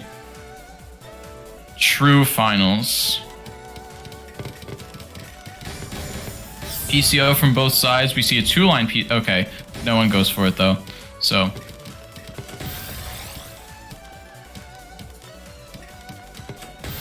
More lag. Yeah. Night Slayer is just sending lines. UI's gonna probably disconnect again. Maybe. Yep. If I was Night Slayer, I would take this point. Make it match point.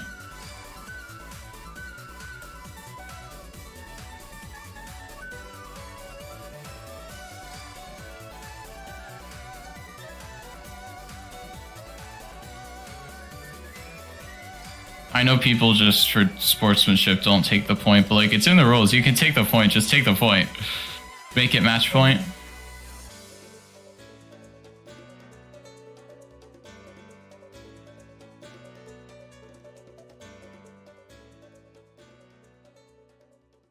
I think he was gonna win that round. Maybe. Just judging on Night Slayer was much lower down and he had a solid offensive board. I think you should.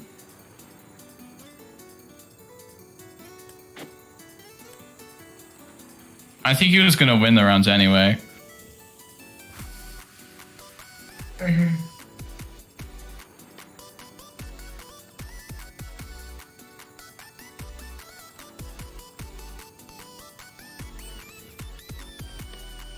Okay, it's back. Alright, UI Galaxy is back.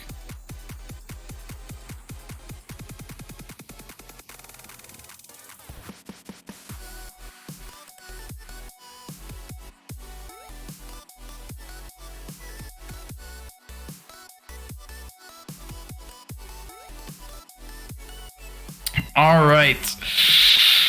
Match point Night Slayer. Once UI tops out, what will their PPS be? Oh, okay. Alright. It Galaxy topping off lines. It was only 9 PPS. Usually people have like multiple hard drop buttons and they go like 30 PPS. Okay, so now PCO gets cancels on both sides. Now Night Slayer. Okay, UI gets 3 PCs. And it's on True Finals is TAWS Breaker. Alright. Oh my god.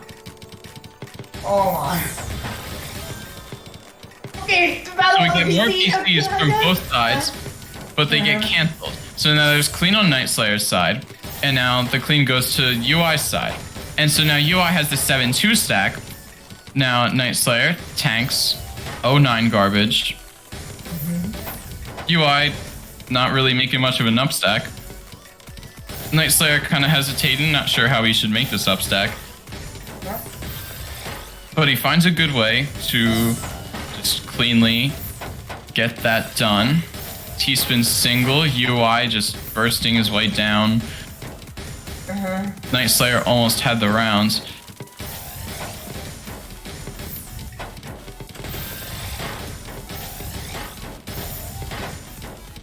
now Night Slayer with this really clean counter spike.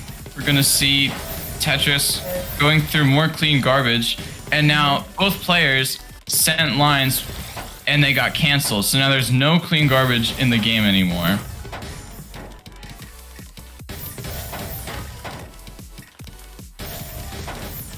And now Night Slayer just skimming down. He's probably expecting UI to send more lines. And, well, here comes UI spike, right as Night Slayer misdrops. Now Night Slayer gets this Tetris. UI is at the bottom of his board, ready to tank whatever Night Slayer does. T-spin single. Night Slayer's really overstacking this 9-0. This could be bad for him, but UI is not quite there to get the punish. And now Night Slayer gets UI up to the top of the board. Misdrops the T-piece! Oh, wow. And now is UI gonna get out?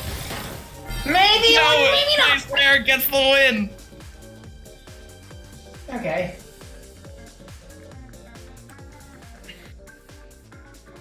Eleven to 10, right? 11 to 10. TAWS breaker. True finals. Yay. Yeah, right. What a game. Well, show you What a game. Night Slayer's counter spiking, just keeping the clean board the whole time. Almost it just barely got on the win. UI's speed got him real far, but his upstacking was just not quite there yet. His efficiency could have been better. Well, on He that won the one games. too. He won a lot of really short rounds off of PCs, really dominating the opener phase. But then, if Night Slayer was able to live, Night Slayer would get really big counter spikes. And then in mid-game, it was a perfectly even 50-50 offense versus defense kind of match. Yeah. Like, it was even. The rounds would go on for 1, 2, 3 minutes. Like, that was an intense grand finals set. Each round was all over the place. Whether it was being won in opener phase, mid-game, whether it was a 3-minute rounds. Okay, is this the supporter raffle thing? What about the finals? Oh, there you go. It was literally on the edge. Yeah. Okay, congrats. Oh, okay, see how. Just barely. Yeah. Look at the arrow. It's literally right in between. Right at the I edge, could not right at tell the you edge. which one it was on. Mm-hmm. That was so close. Probably closer than the grand finals set.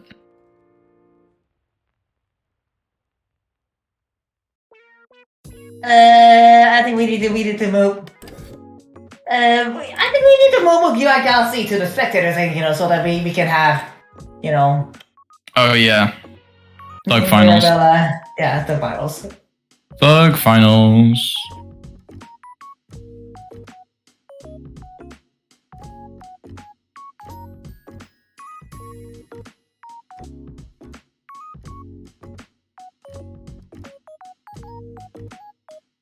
Okay, so let's look at the stats from these players.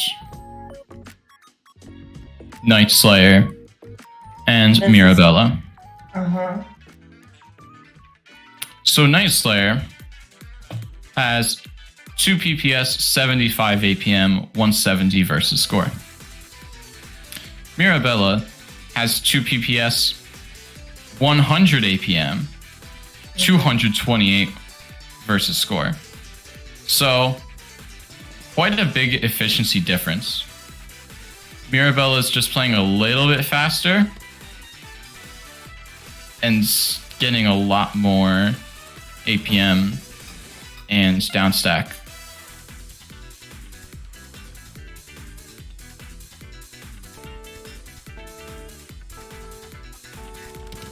So we have a 1st to 7 game between Night Slayer and Mirabella.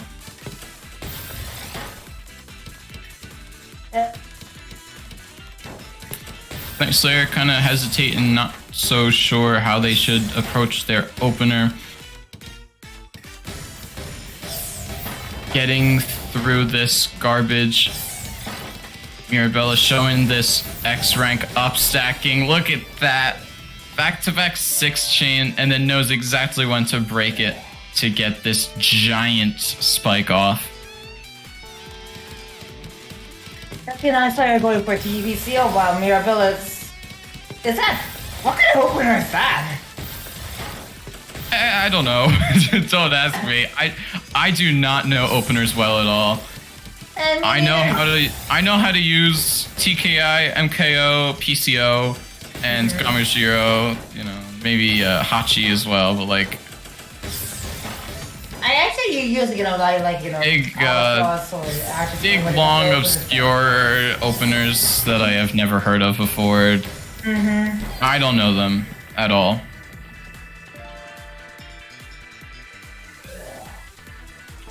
So now Mirabella goes up 2-0. Night Slayer makes PCO, Mirabella goes TKI. Yeah. Night Slayer gets PC, but Mirabella has such a clean board. Yeah. I know that this X rank efficiency, this is things are gonna be good.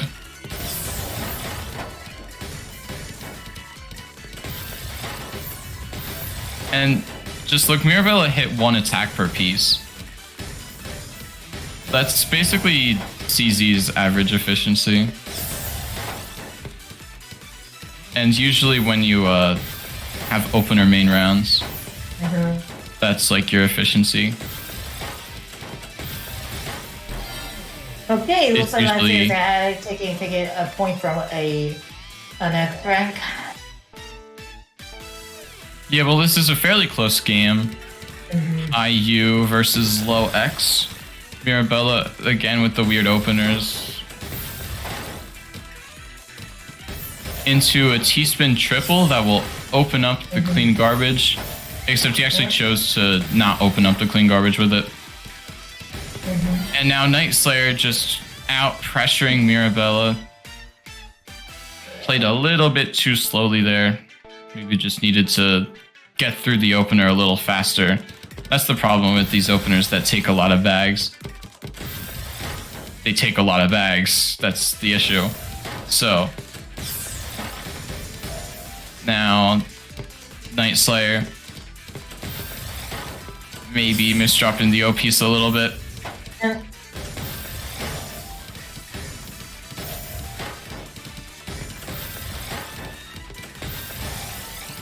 we get Eastern. We have potential for big. We have potential for big attack right now on Night Slayer's side. Look at this clean garbage, just huge. Gets right down. But Mirabella pushes him right back up.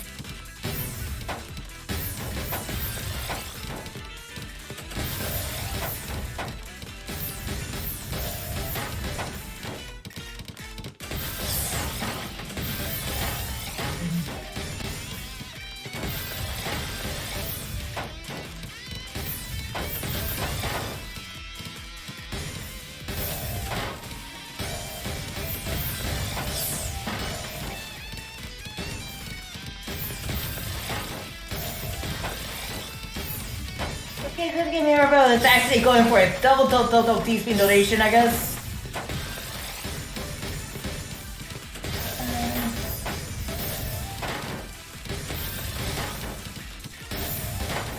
Yeah, so we see Mirabella tanking some clean and just getting right down through it very quickly.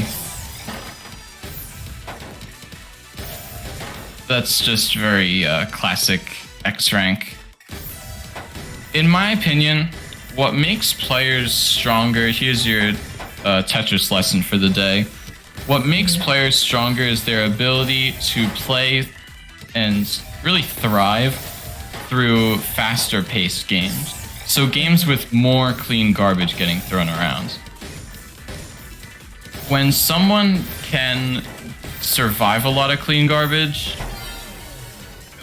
and then also be able to turn it right back around on their opponent, and not just survive the clean garbage, but really punish their opponent for sending all of that, really just get big counter spikes, or even be the one sending all of that clean garbage, where just whenever you feel like it, you can make that giant upstack, or not even giant upstack, just really clean, fast upstack with a giant back-to-back chain. When you can put that much clean garbage in the game and get a lot of clean garbage back and just send even more back to your opponent, that's really what makes players stronger. So now, Mirabella here with this. Okay, that's 32. All right, that's a solid spike right there. And they finished the rounds with 1 attack per piece. They sent 101 lines with 101 pieces. Pretty efficient.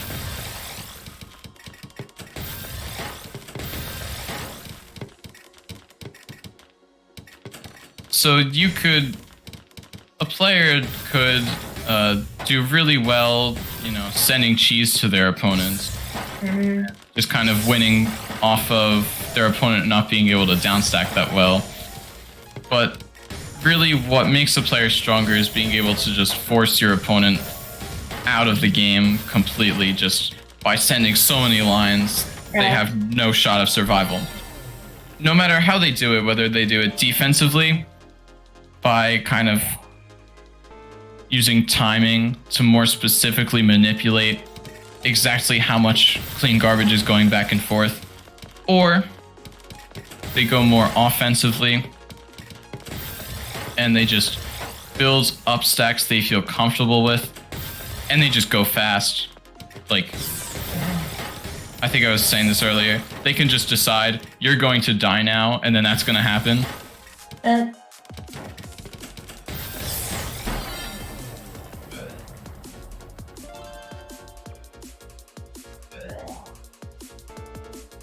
The stronger players will always be able to thrive in games with more clean garbage.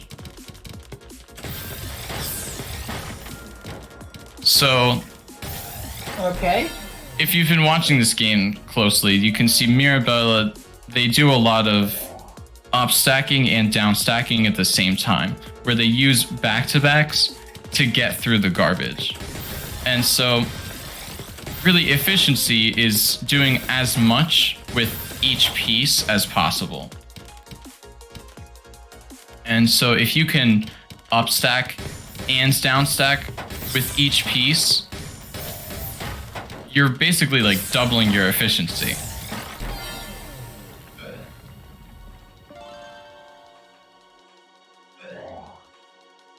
And that's just why X ranks are like really, really good.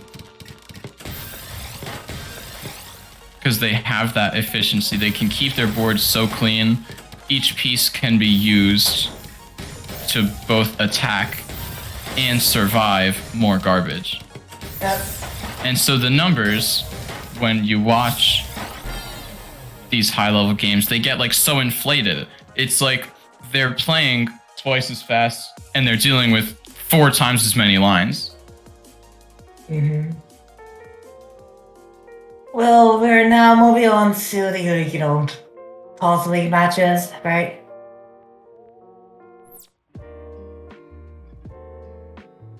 So, yeah, that's what I heard. That's what I got from ask just now.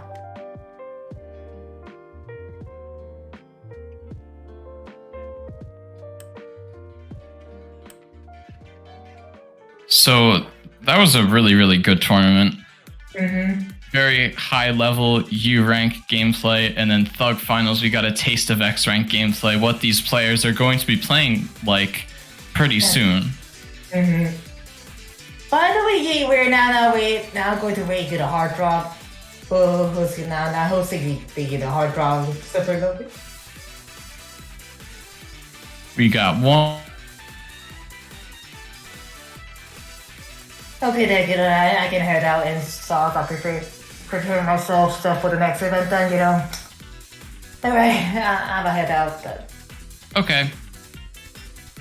Alright, Yeah. either then.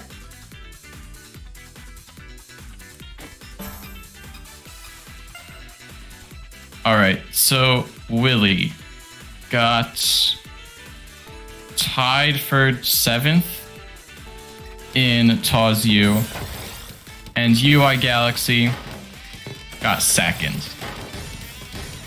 And now both of them are playing against each other. So this is going to be an interesting game. Gonna see if Willie can maybe pull off a little bit of an upset, considering UI was playing like really, really well. Maybe UI's a little bit tired though, you never know. He just misdropped a couple times. We're gonna see how this goes.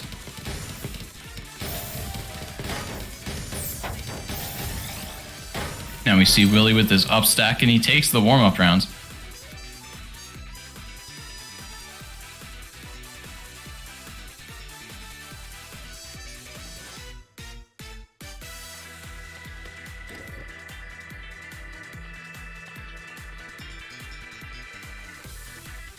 All right.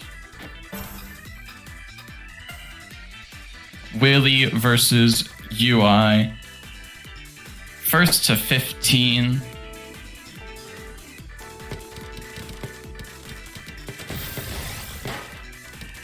Let's see how this goes. We see T-spin openers from Willie.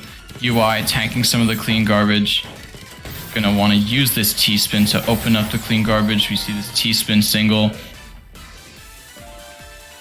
UI did a solid job of building that back-to-back chain.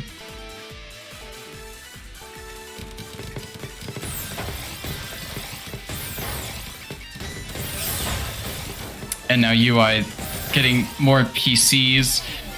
Willie just barely can't hang on. UI goes up 2-0.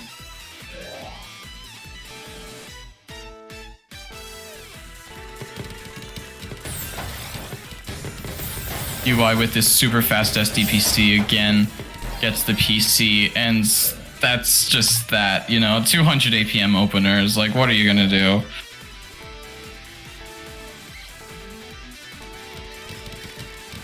ECO from both players. Neither player gets PC. Willie transitions into T-spins. UI probably tries to downstack, but he does misdrop once. And now Willie's pressure putting UI in a really tough spot, and so Willie takes his first round in this matchup. You see early O, so UI is going to be going for SDPC, but Willie with the T-spin double is able to force UI to tank garbage. Really nice. Good job stopping the openers from Willie there. And now UI has to really just get down quick, but I think that's it. There's nothing he can do. Willie just keeping up consistent, solid pressure, takes 2 rounds now. Now UI going for SDPC again. Tanks 4 lines of clean. So this could be a good back-to-back spike. That is what happens, but Willie is... Oh, okay. He had the material to cancel with, and he did cancel, but then he kept up-stacking, just really, really too greedy. Did not have the Q to make that work. He needed, like, way more I pieces and T pieces for that to work. That's just not gonna happen. Sorry, Willie. too greedy. Now, UI on this upstack, trying to get through this garbage. Starts an upstack, 3-6 stack. Willie dealing with a lot of clean garbage, and he just can't get to it in time to be able to counter spike. UI goes up 5-2. Willie now with TKI. UI going with for PCs.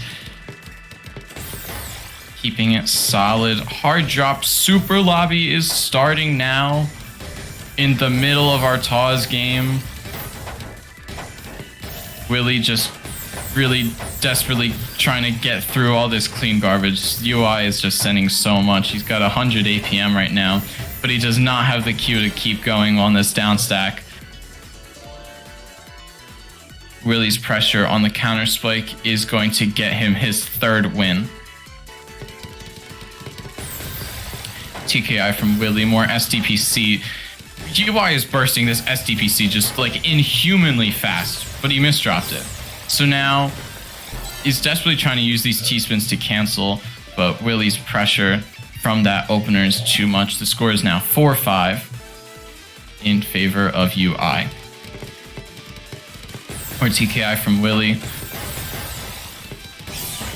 forces UI to tank garbage so that SDPC will not PC.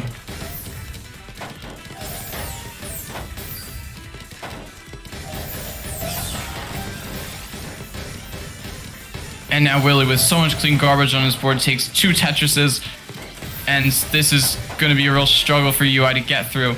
And that was just too much. UI is sending clean garbage to Willie, and Willie is just keeping his board clean, getting the garbage open and then getting through it efficiently. Willie is unfazed by this real high APM. He uses these T-spin double openers to force UI to not be able to PC. And then once he tanks this clean garbage, he just keeps his composure the whole time. He's not overwhelmed by this garbage. See, 10 spike, but now UI also learning he's got to keep his board cleaner because Willie's not going to die the first time. He's got to throw around even more clean garbage, and that's exactly what UI does. UI sends, tanks, sends again. He's not going to win off his pure upstack.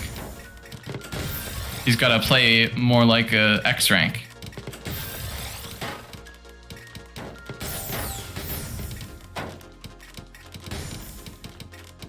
Now Willie upstacking really high. Can't quite find a way to fix his height difference and get T-spins going.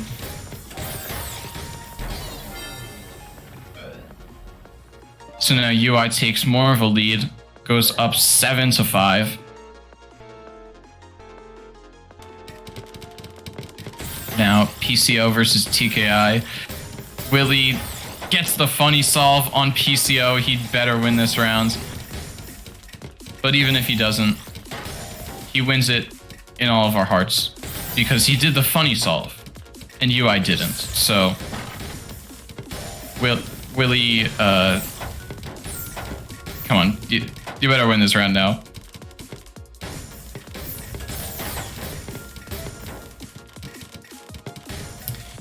All right, tank a little clean garbage. UI is sending T-spin doubles, or you could cancel. But I don't know, this board state's not very good. So Willie gonna make this donation. Solid. Clearing this T-spin. UI at the bottom, he's gonna probably try to start an upstack now that he knows Willie's not sending that many lines to him. UI getting cheesed up a lot, so I don't know how much this upstack's gonna do for UI.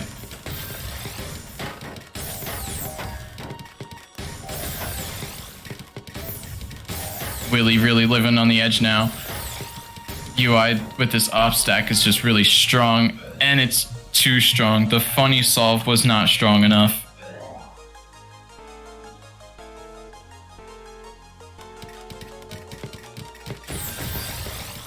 TKI versus SDPC, but this time UI Galaxy is just too fast. He still gets the PC. And now UI seems to be just running away with it. He's up 9-5. Willie, you have to win this. Make the score 6-9, please. UI gets the PC. Oh no.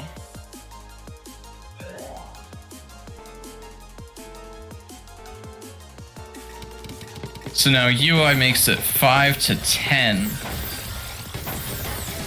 Misdrops his SDPC.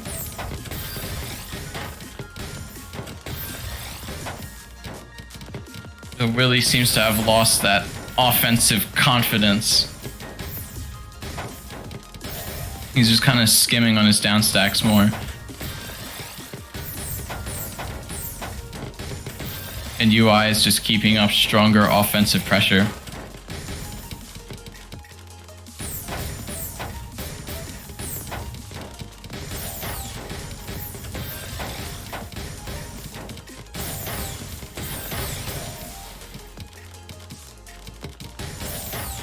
Now UI with this counter spike, just keeping it really clean, working on the right side of his stack. But now all of his garbage is on the left side, so he had a lot of overstack to clear through. Willie, on the other hand, he's skimming down, got a lot of clean garbage, but he's okay. He just barely gets to it, but I think that won't be enough. I think UI is just going to keep sending lines. UI misdrops. And Willie's... okay, he's getting down. UI misdrops again. But okay, so UI is actually down stacking, and he's probably going to start up stacking and just punish Willie for not down stacking fast enough. Okay, but now Willie's starting to really get momentum on this down stack. Oh, but he covers garbage a little bit. And, okay, so UI wins. Now 11-5. Willie really has to have some, like, breakthrough moment. Big spike, big rounds. To really just turn the game around in his favor again. At first he was doing really well.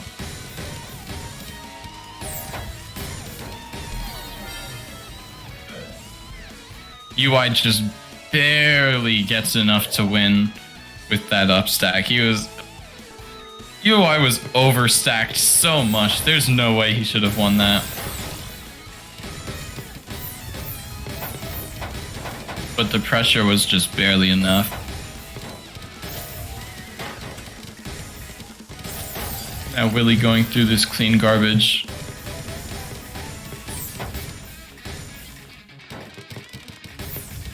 So now that UI has tanked some clean, he's going to try and get this counter spike going. But Willie is sending a lot of cheese to UI. So now I think UI's a little uncertain what he wants to do. Does he want to upstack for back-to-backs or go through this cheese? Right now, at the top of his board, he definitely has to go through this cheese and find ways to cancel. But he could not do either, as Willie gets a big spike. He didn't need many lines at all, but that spike is certainly enough to get the win, break that losing streak. There's 2-line PC. Didn't quite get it in time.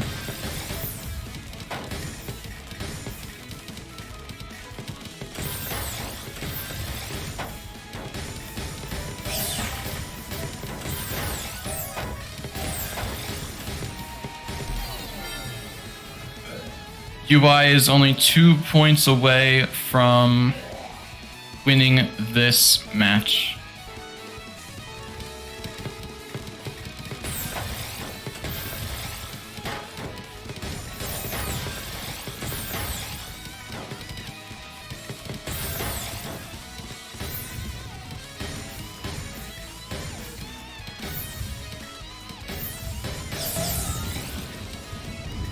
Okay, so Willie sent a pretty big spike. And it never gets to UI because he disconnects. That's like the third set in a row UI's disconnected.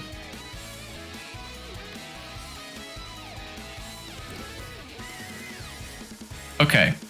So wait. Look at this. Willie's Tetrio. Okay, so Willie's Tetrio profile, he is level 2222. Right now, I am level 1222. Funny coincidence.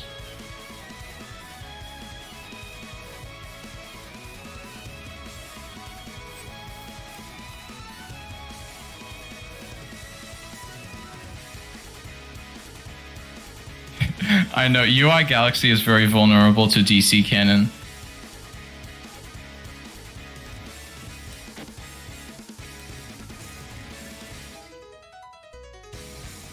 Alright, 6 to 13.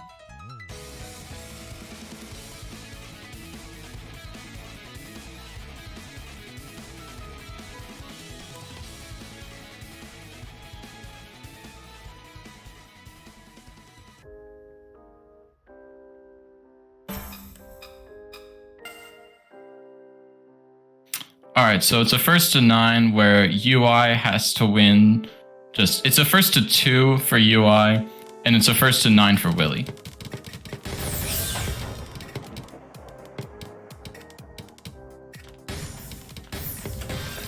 And now UI is lagging again.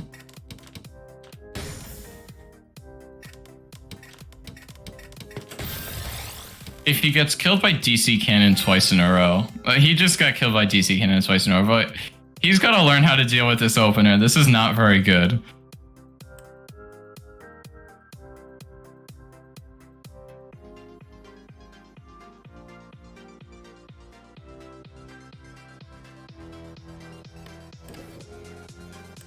Oh, you never switched too much in the game, you know?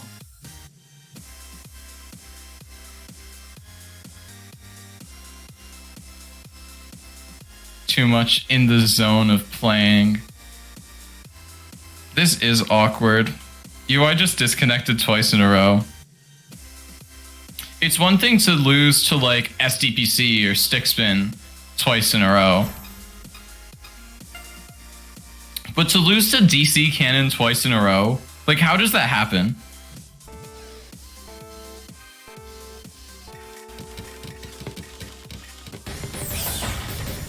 Anyways, UI Galaxy with PCO does first PC. Willie tanking one line, not too sure how to continue. UI Galaxy with this big 9-0 and a little bit of lag. Willie tries to get this 6-3 garbage open. Takes a T-spin. Now gets this 4-5 garbage open. And I think there was some more lag on UI's side because he tanked so many lines all at once. Or maybe there wasn't. Maybe that was just like the 10 spike. So now Willie, UI tanks PC. He's got 8-1 garbage, so not much attack from that.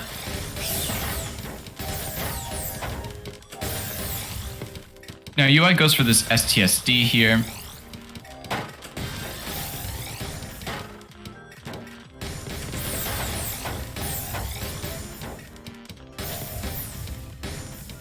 Willie on this down stack, he's got a little bit of cheese on his board, so he's going to try and find a way to just get through this. He's got an 09 stack right now. UI currently...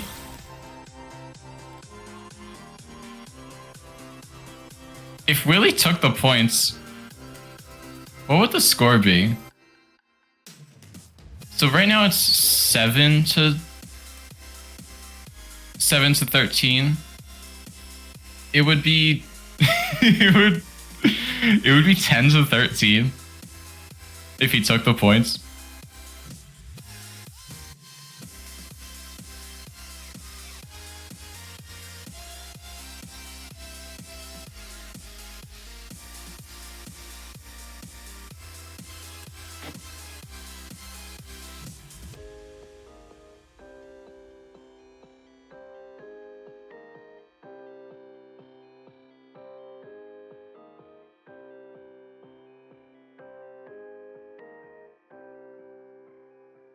Well, this is quite the situation.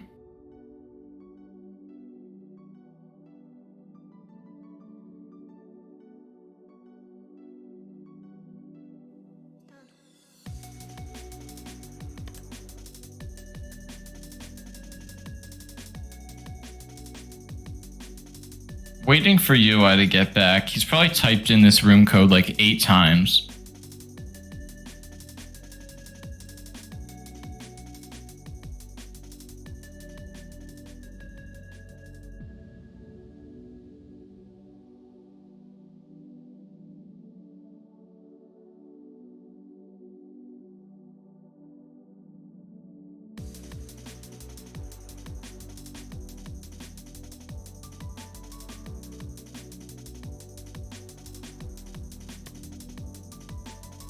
Okay, so you are resuming at 8 to 13 at a later date because UI is not reconnecting.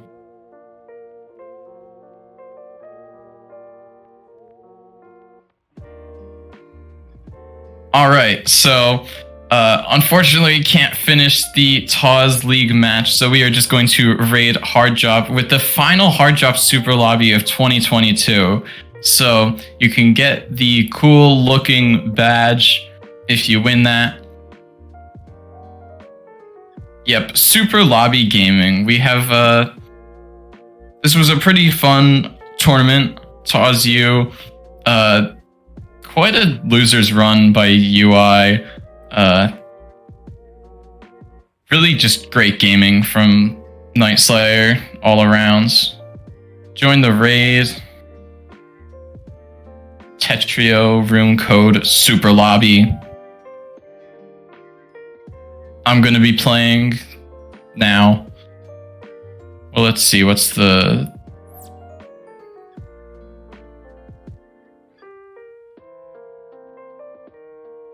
Oh, there's like 24 players left, 23.